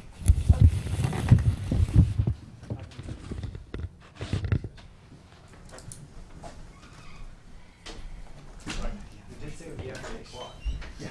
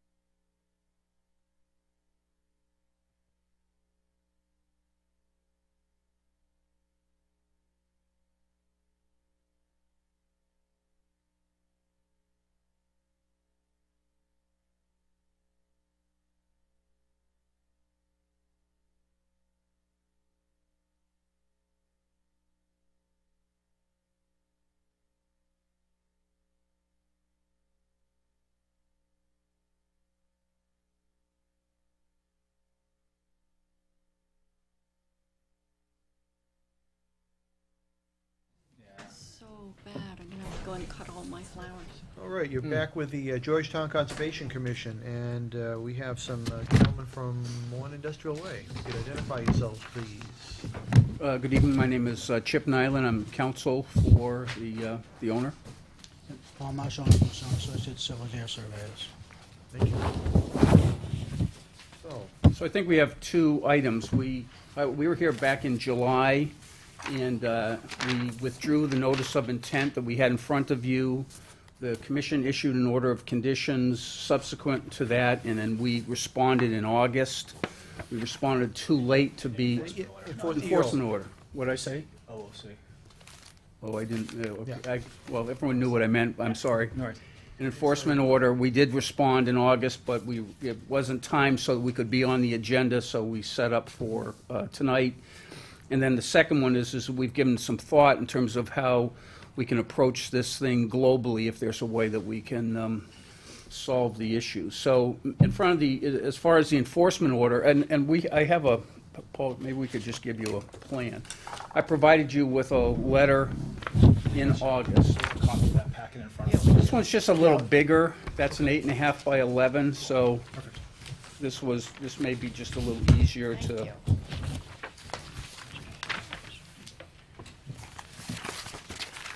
Thank you.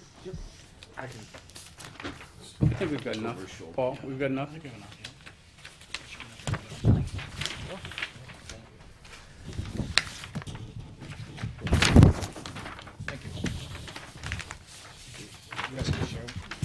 Sure.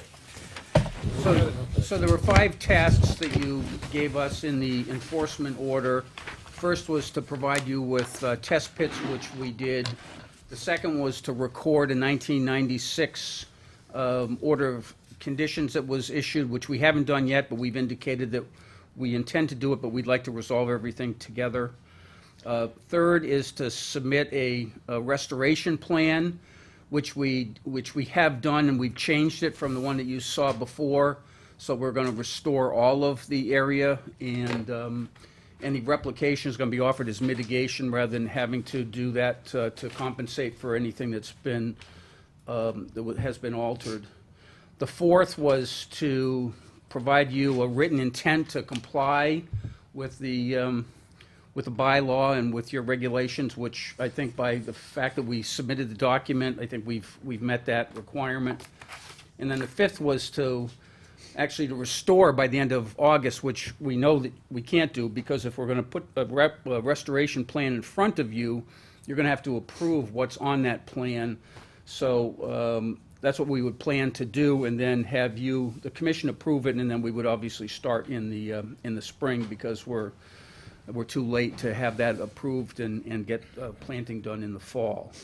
So I think that we've complied with your enforcement order.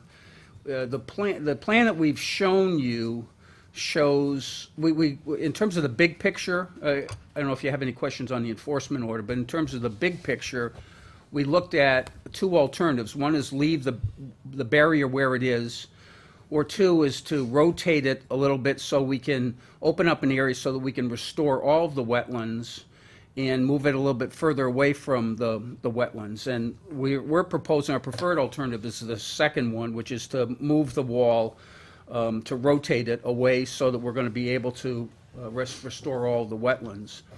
We've calculated that there's somewhere between 600 and 700 square feet in the wall that are out there that are on a previously disturbed area, but that were constructed without getting a permit from the commission, and they're inside your setback requirements. So from a big picture standpoint, what we would be looking to do would be to waive your 50-foot or 75-foot setback, whichever one you think would apply, for purposes of leaving that structure, and then we would offer mitigation in about 1,240 square feet of wetland replication, which is shown on the plan, which is adjacent to the area that's going to be restored. So that's all shown on the plan. It's a lot for this evening. What we're looking for tonight is just to have a discussion so that we can take the steps forward. We want to make sure that we're in compliance with the enforcement order, and then to discuss with you the next steps we would take with respect to permitting the wall to be rotated, but to leave it on site. How much rotation are you talking about in terms of footage? I think you can see that it moves, I don't know, 7 to 10 feet on that northern side. I see, I'm reading 7, I think. Yeah. Yeah, the 7 feet is the distance between the relocated wall and the so-called knee wall to protect it from any activity, you know, that's the 7 feet. But the wall itself is moving about 10 feet. It's not possible to swing that further away from the resource? The problem with that is it just, you can see the property gets very narrow as you move further to the north. And as you move further away, it just becomes unworkable for the operation out there. I think that the point that I think we tried to make at the last meeting was when the wall was placed, it takes away area to work on the property. I mean, if you take a look at the clearing that was in effect in 1994 and 1996, which we showed you the pictures and the aerials, you see that the area of disturbance on the site was larger than it is today. By taking that wall and putting it where it is, you're taking away an area that can be used. So it's not like some violations where somebody violates and they get a larger area. You fill a wetland in order to expand the area that you can use. Here, he's actually restricted the area that he can use, but can't further move it inside because then he wouldn't be able to use that. Can I hit a couple of comments just real quick? So you addressed the current enforcement order, and you claim that you, for the most part, are in compliance with this? Or you have reasons why you haven't completed it for legitimate reasons? Right. The last condition says to return it to its 1994 approved plan conditions. There's less you'd have to go through the commission to do, and that's more of just do what you were supposed to do in 1994, which was not what was done. So I disagree with the argument that you have to go to the commission and get approval for a mitigation plan.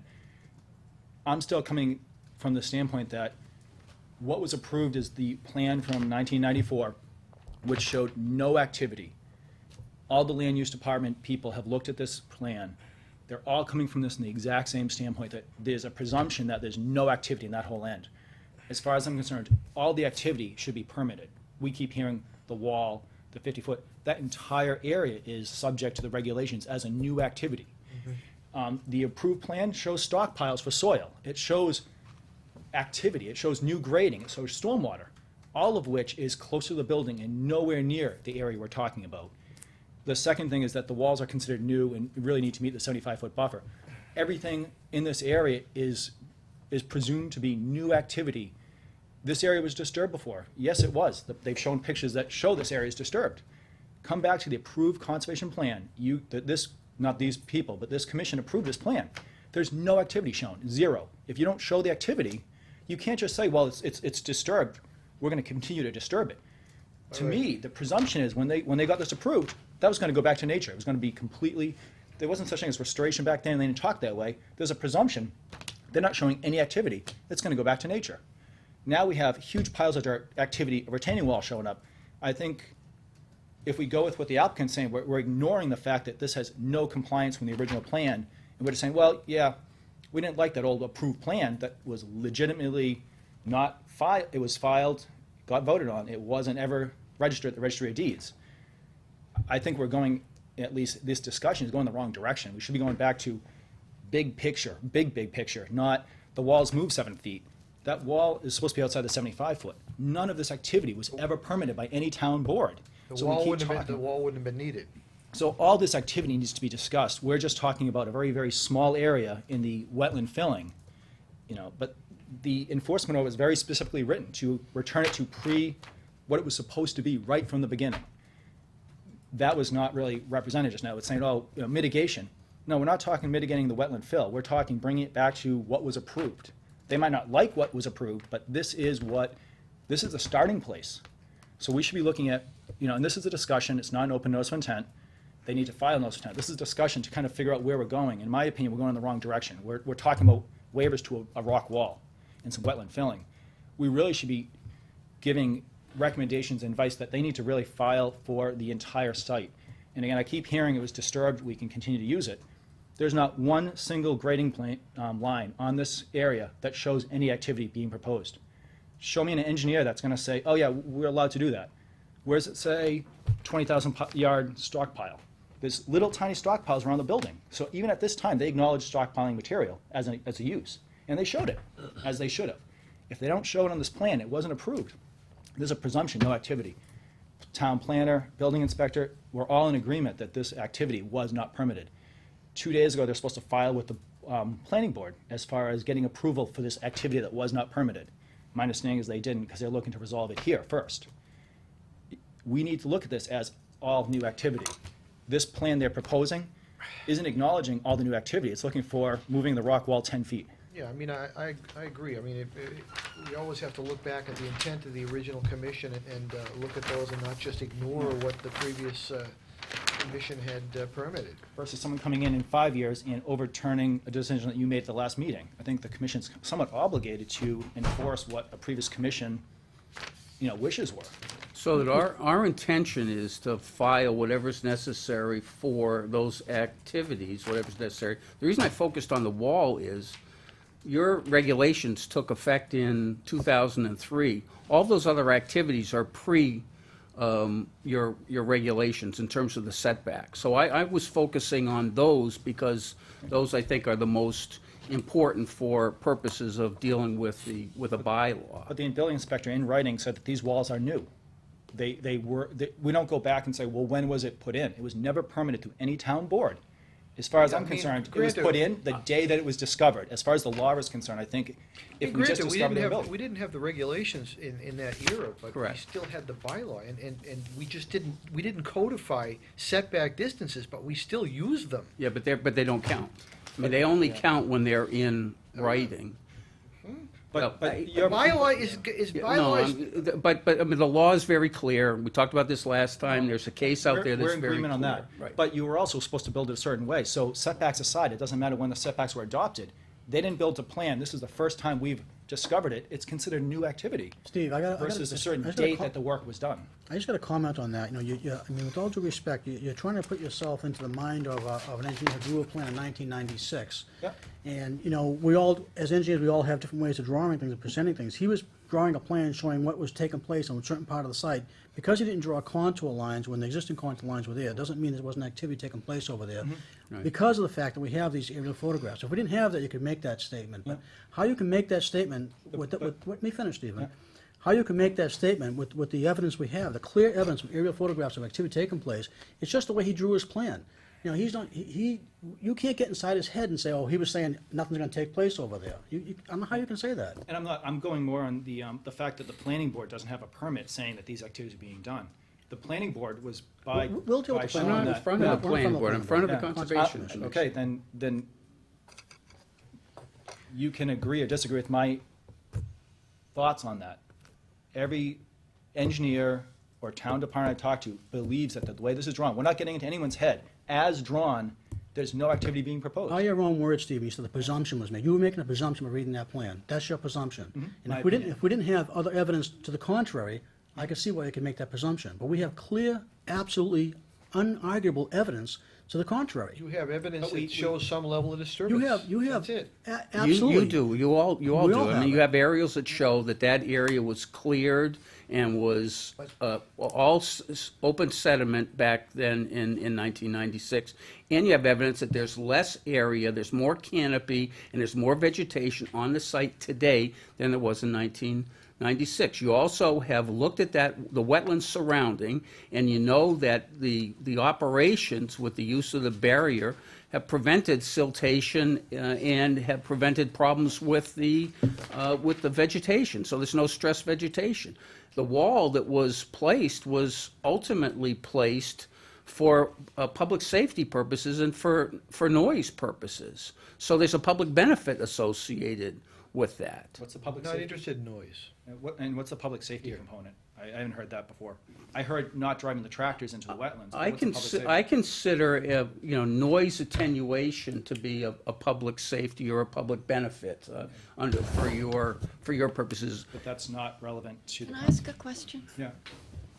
So, is it possible that those activities were not drawn on that plan because they were not concerned with what was happening in that part of the site? They were concerned with the development of the buildings and the parking lot there. They didn't go over there because they weren't doing anything over there. That's my interpretation of why there's nothing shown on that end of the plan. As is mine. Okay. So it And as doesn't the other mean, town boards. it doesn't mean that this was pristine and nothing was happening over here.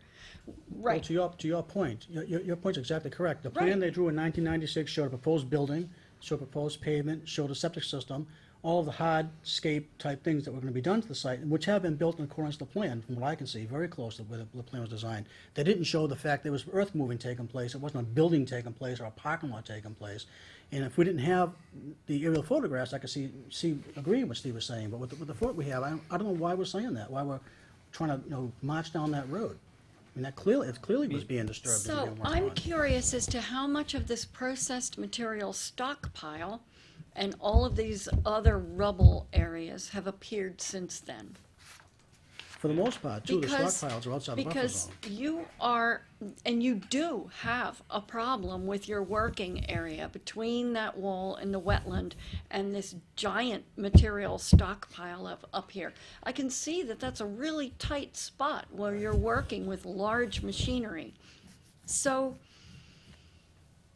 you can, that stockpile could go back out of the 100 and allow you to work, have a wider working area with, when we can still bring that block wall back farther. Do you know what I mean? I'm really tired, but I think I know what I Create mean. more of a buffer.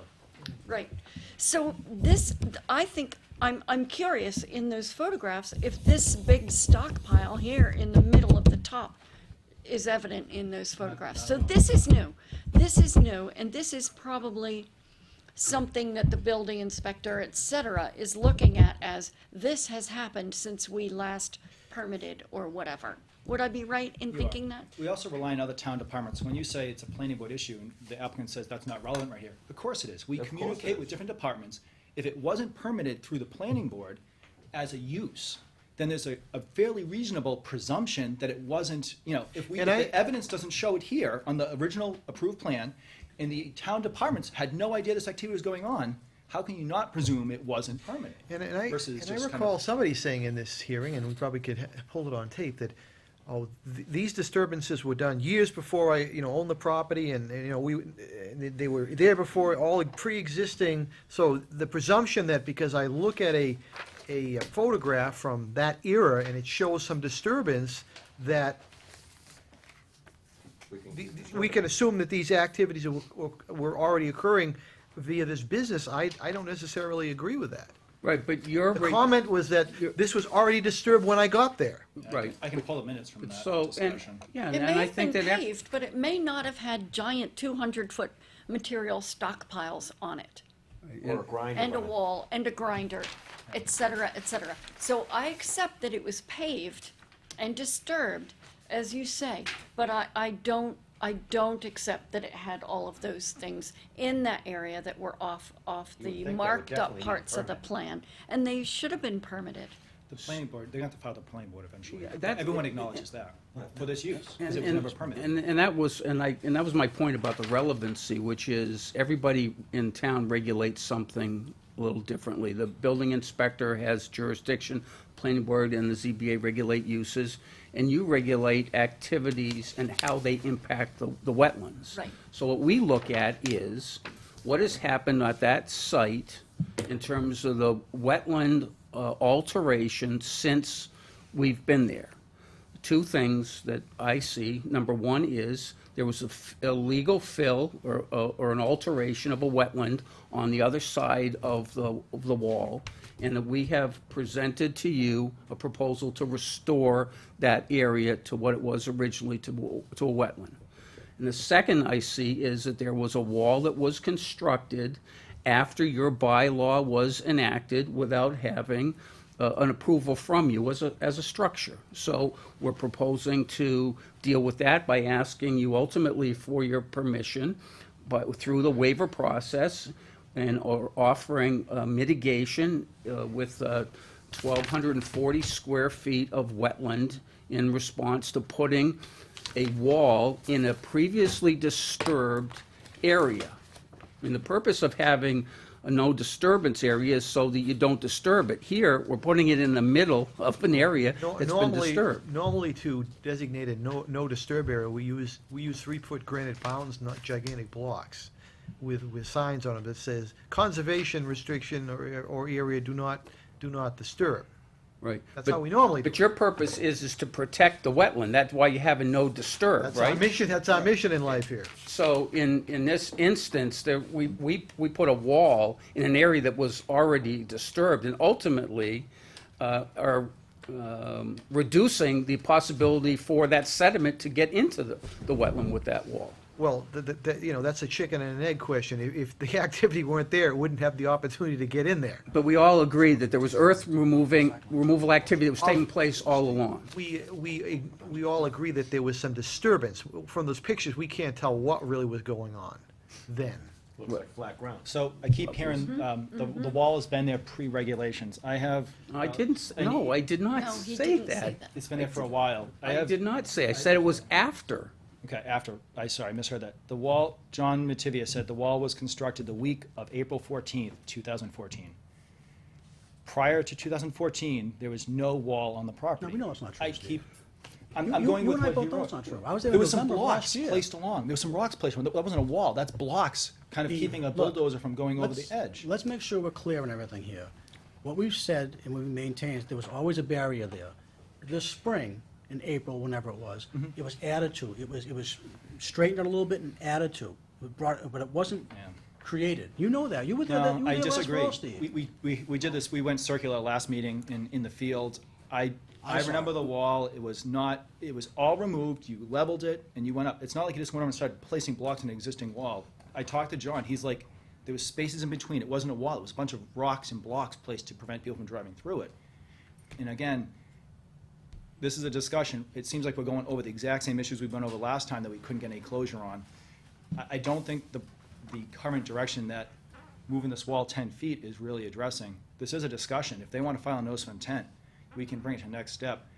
I did previously suggest, and the commission authorized me to hire a third-party reviewer to get them involved, so we have a third party that can look at the facts as they are and kind of give recommendations. The applicant at the time did not want to give the money to pay for that, so I couldn't get that person on board.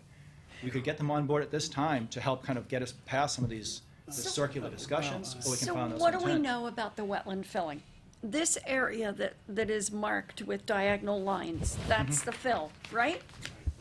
Correct. Yeah, below that Yeah. with the red, right. The crosshatch area in black. Yep. What square footage was that? That's 1,460 square feet, 1,460. which is proposed to be replicated in place. Restored in place. Restored in place, I'm sorry. Now, So, I'd ask the commission this question. If there was no wall out there right now, would the commission feel it palatable to have an applicant construct a wall, 7 feet or so, or I don't know how many feet from the actual resource area like It's like that? probably 30. Well, Where it is right I'm now, s- it's probably 15. I'm listening to the description of the original wall where it had gaps in between the blocks, which would have enabled sheet flow to come off of that rubble pile, potentially taking sediment into the wetland. So, I do see that wall in its current form Has some actually protects the wetland, and to a certain degree. I agree. So Not in a particularly natural fashion. No, It could also be not at further, all it could be further natural. away with more of a However, buffer. This pile of rubble and that processed material stockpile is, a mountain of who knows what. And as we went over before, this wetland is attached to Jackman Brook and Whaler Brook. Are those the Yep, two? yep. I can't remember the two. So I'm interested in protecting those brooks. So I'm on the fence about the wall. I would like to see it come back. And I'm wondering if you can rearrange your stockpile so we can pull it farther back. And if you can rearrange your big stockpile, which will give you a larger working area, which is your concern, right? You need room to move all of your trucks and your stuff, right? And there's a giant peninsula of the stockpile here, which is causing that pinch. So I'm wondering if you can move some of your stockpile so we can pull that wall back a little farther.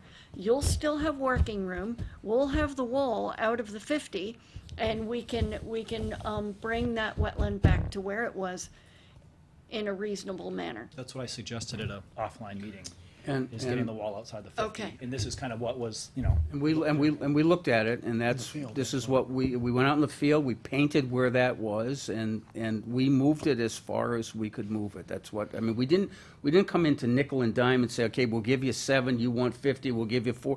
You know, we went as far as we could on that So there's for no operation. way to, like, relocate the rubble pile to another area on the property? Just to kind of, Or fill up this empty pit here that has no rubble in it. It's out of the 100. Scoop it over there. Right above where On it the says 100. relocated one level block barrier. There's already material over there. Is she talking about over here? Nope, I'm talking about here. So here it is. concrete, asphalt. Here's another rod, rubble pile. Why can't you reground material. scoop some of this over in here? These materials are separated, this is Off-site process construction material. sites, going out. highways. Oh, and this is Right, raw? stuff. Yeah, it's all- And if I can say something with all due respect to what you're proposing, or what the commission's proposing, It's recycling center.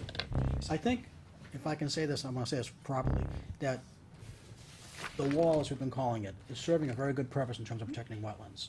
And I don't see it serving any better purpose by moving it, in terms of just looking at protecting the wetlands, by saying, okay, I'm gonna move this 20 more feet or 30 more feet. I don't see how that protects the wetlands any better than it's being protected right now. And we've been out there, and we've looked at the wetlands, you were out there, and you were out there with us, and we all agreed, I believe, and if I'm wrong, correct me, that the wetlands looks like it's in excellent condition. It is. Been very well protected.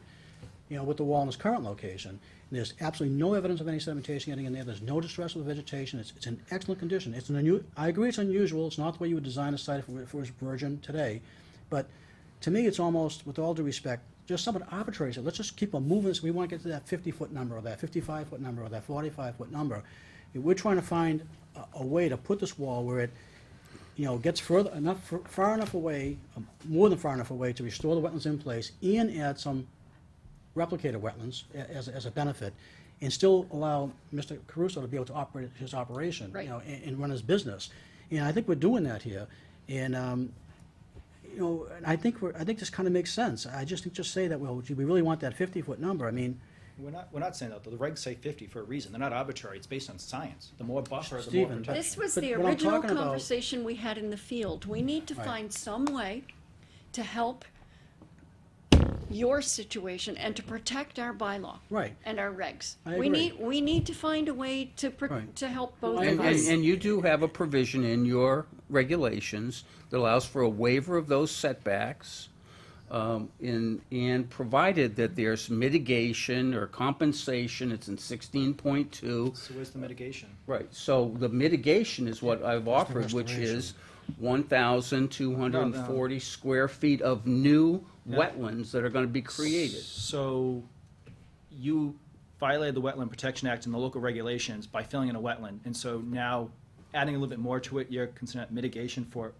additional waivers on top of that wetland filling? If we have a theory of no net loss, you're asking us to get to 0, and we're going to restore that area. In addition to that, we're gonna give you more wetlands, so we're gonna be on a plus. You're gonna wind up having more wetlands when we finish than when we started in 1996. When we traditionally create wetlands, there's a presumption they're not going to function to the same extent a natural wetland would fill. So when a wetland gets filled, we ask them to replicate 2 to 1, 3 to 1 to overcome the lack of efficiency in the restored one. I don't consider the additional wetlands mitigation. I consider that functioning to 2-to-1, which is required by law for wetland filling, because when you replicate, Right. they never work the same way, they never Hey, function the let- same let- way. You know, for some reason, I'm talking past you because I've said a couple of things a couple of times and it's not coming back. Mm-hmm. We are gonna restore the wetlands been altered, restore all of it. We're not gonna replicate that, we're gonna restore that to So it's a where terminology it issue. was. Right, Yeah. but It's not in gonna function- addition, is it gonna if function I the can same way? finish, if I can finish, yes, the intention is for restoration plan, which will be reviewed by your third party, Yeah. to meet all of the requirements for, that wetland met previously in terms of functioning. In addition to that, we are going to add another 1,240 square feet. Now, where did that come from? Our view is that the wall is somewhere around 600 square feet into the disturbed area. So we did 2-to-1. So the 1,200 is meant to compensate or mitigate on a 2-to-1 basis for having the wall in your no disturb area. That's where that came from. And that's why we did a higher percentage for the replication than we did for the restoration. I understand, we just disagree, but I understand where you're coming from, but I Yeah. disagree with the logic to it, but. I can't that's- restore a wetland more than it is. But the science shows that when you create a wetland, or you take a filled-in wetland and you bring it back to its previous state, the science is that it doesn't function back to its existing 100% function. So you often add more to get that 100%. Say it functions 80%, you add some more. Again, it's just a detail, and it really doesn't have to be hashed out right now, but Yeah. I just don't see the mitigation component. I just see huge waivers and I see a cleaning up precedent what was set. dirtied up. Yeah, exactly. I see a precedence of creating a wall at 20 feet from a wetland. And the wall is suiting a purpose. I agree. But Outside the 75, it Also, would be. you It was leave it there, constructed- it's gonna take it It was itself. illegally. It constructed illegally. If you had come to us and proposed this out of a position of extreme need, because under an NOI and done it through the front door, we would have had a different attitude. However, you have been carrying on like this and done it under cover of night. You're now coming to us. It's an enforcement situation, and I have a totally different attitude towards it, and that's why I want you to move out of the 50. Actually, the building But inspector and if I can myself say- told him not to build the wall without permission. We went out there when there was this wall that was there, the blocks, they're calling it a wall, I'm calling it not a wall. Building inspector said, don't do anything without a permit. I said the exact same thing. Not only was it done, we gave recommendations, we gave, hey, by the way, you really need to file for this. They went and did it after we recommended not to build it, because it needed to be permitted. So what other proposals do you have? Before we go into the proposal, Rather than I just moving wanna the wall address, beyond the 10 feet that you've proposed, what other proposals do you have to mitigate the potential damage you've done to our precedents, setting Well, you, bad precedents? you've granted and- waivers. I mean, I've been sitting here for just 2 meetings, and I think every proposal that has been in front of you has requested a waiver. So That's how it works. it's clear to me that you grant waivers. So I'm. We We certainly do. rarely- Usually, we grant them in a process where the applicant comes to us and proposes something, not after the fact and says, yeah, I violated the law, now grant me my waiver. There's also no other options. There are options, there are alternative designs that through the notice of intent process, which I'll be honest, we're going very circular and it's really late. File a notice of intent and we'll go through, there's a process, alternative design, reduction in scope of work. There's a laundry list of things that they'll have to show and prove there are no other options and that this is 100% necessary.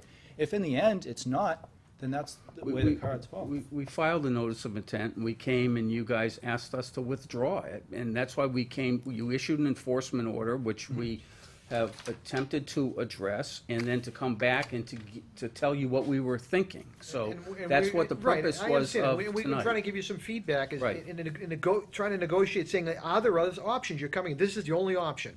I don't believe that. If you sat through some of these hearings, you know there's some give and take, and there's a process where we ask the applicant, is there any other options or other things you can do? There's always multiple ways to solve any problem. I'm sure you can figure that out. You're a bright guy. Right, yeah, and I think from when I was here in July, we came back and did a couple of things. And the first proposal we had in front of you didn't have total restoration, it had restoration and replication. So we have talked about total restoration of that area. The second thing is that it talked about moving the wall so that it's further away from the wetland. And then the third was to add additional replication as mitigation for that work in the So I non-disturb. guess So we have moved. come some way, and what we're asking is, can you relook at the wall location, and can you relook at the rubble pile location? Is there any other option? I'm kind of hearing no, but I'm not 100%, I'm not sure I believe 100% that that's the answer. Well, There may be some- we'll go back and take a look at it. We will do that. I think that in good faith, we did that once, and that's why we made the changes that we did. Our view is that restoration of that wetland was paramount to you, and getting that further away from the wetland was important. That's what we've tried to do. So I mean, the further the activities in general get away from the resource area, the better the situation is gonna be. I mean, from my perspective. I mean, no, it's not a perfect world. Can you explain to me what is this processed material in the rubble pile? I mean, is that the business taking? Yeah, it's a material? recycling where you bring in material and then you take the raw material and then you convert it to other soils that are then used by companies for a variety of uses. So it's recycling, it's not hazardous material, it's not anything other than, ordinary materials that are then crushed, sorted, or otherwise converted, and they're recycled. And that, the Department of Environmental Protection has a process where these recycling facilities are permitted, provided that the product that you take in goes out, that you're using all the product, that the raw material is converted to usable product that goes out. So it's a recycling facility. And just two things I want to add is, Laura, to your point about the wall being built without permits and stuff. I know there's disagreement about this, but we're saying that there's always been a barrier at that location for a long time, going historically. What was done this spring without a permit, he raised it up in elevation. Okay, he should have asked for a permit, but in terms of, it isn't like there was nothing there, and all of a sudden, And it just appeared there. to your own language, a barrier is not necessarily a wall. When I say a barrier, it was only one block high. Okay, so now it's 5 or 6 or 8 With blocks high, spacing. whatever it is. With spacing. So I don't want to make it sound like that all of a sudden in April of this year, because that's how it was kind of sounding, all of a sudden there was nothing there, and all of a sudden overnight this thing appeared. It's not what happened. The second wall The did. second thing I want to add. Second Stephen, wall before- did appear, right? I'll get We to do that, agree that right. the second wall was 100% new. Exactly right. Or The second barrier. wall was added this spring, it was not really, that's a barrier, it's only one level high, and that was only added because when he raised it up for the sound purposes, he was concerned that the machine backing up could hit it and knock it into the wetlands, it could hurt an operator on the machine or whatever, made sense to do that. Further reduced his yard and his area to work, move activities further away from the wetlands, by the way. And the second thing I want to add is that since Mr. Caruso has been on the site, he's always had material here. Before, in the old days, it used to be, material stored from construction sites, and it was then trucked out and found a hole somewhere to bury it and get rid of it. Now what he's doing is more of a green operation where it actually is recycled and reused to build roads and to, not instead of just thrown away, so to speak. So that's kind of really what's happening here, and this whole area has been being worked on. And you talked about alternatives. I mean, it's almost getting to the point where if we're so focused on this wall being so bad, that maybe the alternative is we just have no wall and just have the material being moved back and forth and put a sill fence up, which I think that would be ridiculous. That was my first response when I heard about this. I said, let's get rid of the wall. But then some common sense prevailed, and I said, if we get rid of the wall, then I've got more chance that material gets into the wetland. I've lost a sound barrier. So it didn't make sense to get rid of that wall. But that's still, Has the wall satisfied the intention of blocking the noise? Are you Have getting you done any less measurements complaints? out We believe it has, yes. Yeah, The and noise has dropped again, dramatically. that's for the building inspector, everyone, but with our dB levels are less than other uses around the town, yes. So you're saying that it has decreased, it has done its purpose of I blocking the noise? can't speak to what it was before, I can only speak to what it is now, so I don't know, in terms of whether it's reduced from X to Y, I just know that it works. You're basing that on noise from where? So when you say I don't Are you think we in- should be thinking Yeah, I'm not gonna about get in. waivers. I would Waivers just is say- not our right, job. right. Yeah, And just, it's if con- it's not functional. and it's confusing. I know, but I guess if the. For it- us, it's that's somewhat- it's somebody somewhat- else's yeah. job, It's the somewhat relevant, noise. because if it's not a noise issue, then we only need one barrier. We only need one block high. If it's not functioning as it's intended, then instead of two walls, we just need one barrier I know, to but prevent Steve, soil. the extra blocks aren't contributing to. Not adding If we additional. don't- They're not. It's I've no done a big little deal. noise measure First in my level, time. you're in my- absolutely in right. my Minus the profession. distance If to we the don't know what the resources. ambient noise was before, we don't know whether the system works. I mean, I don't know if that was measured before, but I can also tell you though, if we take this thing and we start moving it further into the yard, it's gonna become less and less effective as a sound barrier. Because, you know, you're Right. gonna have activity behind it taking place where right now you don't. So just, you know, for that reason. So just getting back to what I was saying earlier, is that this is functioning as it exists today perfectly, in my opinion, in terms of protecting wetlands. We are proposing to move further away. I think just to say, well, we really want it 50 feet away, I don't see the benefit, other than putting more stress on the operation and more stress on Mr. Caruso's business. I don't see what you're gaining. I see what he's losing. I don't see what you're gaining. Can you see what we might be losing? No, I don't. You're in an enforcement situation. You've come to us and, and we're going to say, okay, that's fine. We can't say that. This was new. That's what we're losing. That's what we're losing. You're setting a So precedence. we're in a really bad spot here. I personally feel in a terribly bad spot because I don't want to mess with Mr. Caruso's business. I don't. I really don't want to mess with his business, and I can see what he was thinking, and I can see some benefit from that wall. But you've put us in a position where I can't say,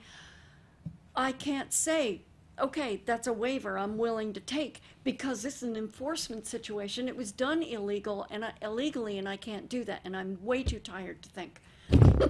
Well, I think you're in the same position that we are, because we're trying to find our way through that. That's why we came up with some mitigation. Maybe that's what we ought to be talking about, is what's the mitigation? Is there some other public benefit that's associated with it? That's the way that you look at waivers, and maybe Right. whether it be an enforcement and after the fact or before the fact. Now, I know Steve had offered, I mentioned at that site walk, that if there were anything he could do even off-site, that there was a benefit to the Conservation Commission, he'd be considering doing that. I think we're far too focused on these stripes on this piece of paper that we should just think maybe differently out of this box here. So as an action item. I don't can- know, what do you think? Can we ask the applicants to come back with some more options and alternative well, that's designs? kind of, I mean, thought that's we what I can't- asked. We keep going back and forth, and again, I think Laura made a really good point. I mean, first off, I focus on options here. You know, this is phase one options. Other things, that would be phase two. Don't abandon what you can do here. Right. We tend not to But do if offsite they can mitigation. only do a little bit here, what else can be done? We usually handle on-site mitigation versus off-site historically. As long as. I and want we look- both. We look off-site when there are no other options on-site. This one actually has options. Maybe we can do both, but I think you gotta look more on-site. So 75% mitigation on-site, 25 off. You know, there are projects we can think outside the box off-site, but historically, the commission focuses on on-site mitigation first. I agree. I mean, again, So, I go back to, you know, if the wall wasn't there and the rubble wasn't there, would the commission permit the operation as a new operation right now? And that's how What the would we planning. do? And that's how the What would planning. we board's say? What would we How do? would we work with that? That's a good question. Well, that's why we tried to look at it that way, and we said if we were gonna ask for a wall, and you're no disturb, what would you look for? You would look for, according to your regs, you look for mitigation, which is compensation, and if I walked in and said, well, I'm gonna pay you money, you'd throw me out on my ear, because that makes it look like I'm paying for it. Right. So, Yeah, what and you actually, say- We're not we can't even talking do about that. that. Our council says you can't do So the that. second thing I look at is mitigation. I say, okay, well, I've got a wetland area here. Why don't I create more wetland? And that's why we came up with creating more But I wetland. mean, my first, you know, from a minimization standpoint, minimize the risk to the resource. Obviously, I try and keep, you know, potentially hazardous operations away. Well, they're not hazardous. This is recycling, so there's no hazardous Well, I'm not talking materials there. about hazardous material. I'm talking about dangerous to the resource. In other words, runoff, all those kinds of things. That's what. But we know by the evidence of what's taken place over a number of years, that this operation can operate in this location, the way it has been operating without causing damage to the wetlands. We know that by the fact it's been doing that for a There was long time. wetland filling that was done, so I think the track record's been set that there are We violations. keep I going know, back- but keep going that back over that, wetland but no is one knows when it very, was filled, that Steve. wetland is very healthy. I don't think that my observation while we were there led me to believe that their operations has not adversely impacted that wetland. It's beautiful. The Yep. problem is they filled. We can't have people filling wetlands, et cetera, et cetera, et cetera. So do you know how much chemicals and this type of stuff you have to add to a wetland to actually see a plant shrivel up and have fermentation? Quite a bit. I don't think any of us are experts. So I looked at that wetland and I heard it's pristine. I said, no, it's a wetland. You can have a lot of nasty chemicals, oil in there. It takes a lot to make a plant shrivel up and show visible physical signs of impairment. And that was our other question. Okay, so we look like we've protected it from sedimentation with Look that like. wall, but what about contaminants? Have we? We don't Like know. what kind of stuff is being crushed there? yep. We don't know. And a larger buffer would help protect those. So You're why do right. we have a 50-foot buffer? It's to protect. That's It's not exactly arbitrary. right. In fact, wetlands filter a lot of the contaminants like this, and they accumulate. That's right, that's why we like them. So, again, it's really like, can we give some direction, So, some yeah, I mean, guidance, and again, also a as I butter said, I agreement? look at it, from a phase one standpoint. Is there any other, mitigation you can look at this again? And, phase two, or maybe something else. Again, offsite creates, I think it's more of a challenge, but, We had previously showed some wetlands replication taking place along the slope in here. And we all decided that, at least you all decided, and I kind of agree, that, it's a good wooded area, why? Yeah, you why don't wouldn't want- cut the trees? I agree, Yeah. that's right. So, I You mean, got there's no- wildlife habitat there, why knock down the, right? So I mean, what I'd ask is there any way you can kind of shift around your piles, in other words? Make yourself more room to work, so you can maybe pull farther away. Please, could you look at that, please? Yeah, well, I mean, we can. She said please, how can you say no to please? I mean, Twice. this late at night. Is this the only issue for us, this wall? No, I keep coming back to, in my opinion, and other department heads of this town, which I don't know how much more you need. The whole thing, To right? us, and we only have a 100-foot jurisdiction, wetland line has not been confirmed. My issues from a regulatory standpoint, at precedent setting, is everything within that 100-foot radius. Everything. Again, I tried to get a third-party reviewer into this so that they could review the wetland line, and we can at least lock something down that we all agree on, and start listing out some of these action items of things that we don't agree on and come to some resolution versus the circular technique that we seem to be falling into. And we never said no to that. You didn't pay for the funds to start it, so said, yeah, we'll do this. You never asked us. Ask Mr. Russo. Yeah.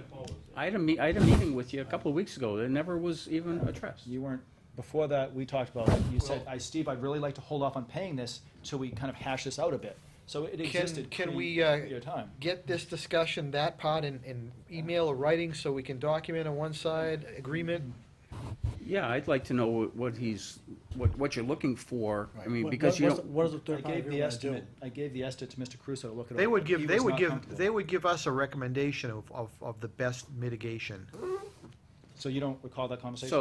So the best thing to, the best. Do you remember when we first filed that first plan? Yeah. And then you said we weren't gonna do that.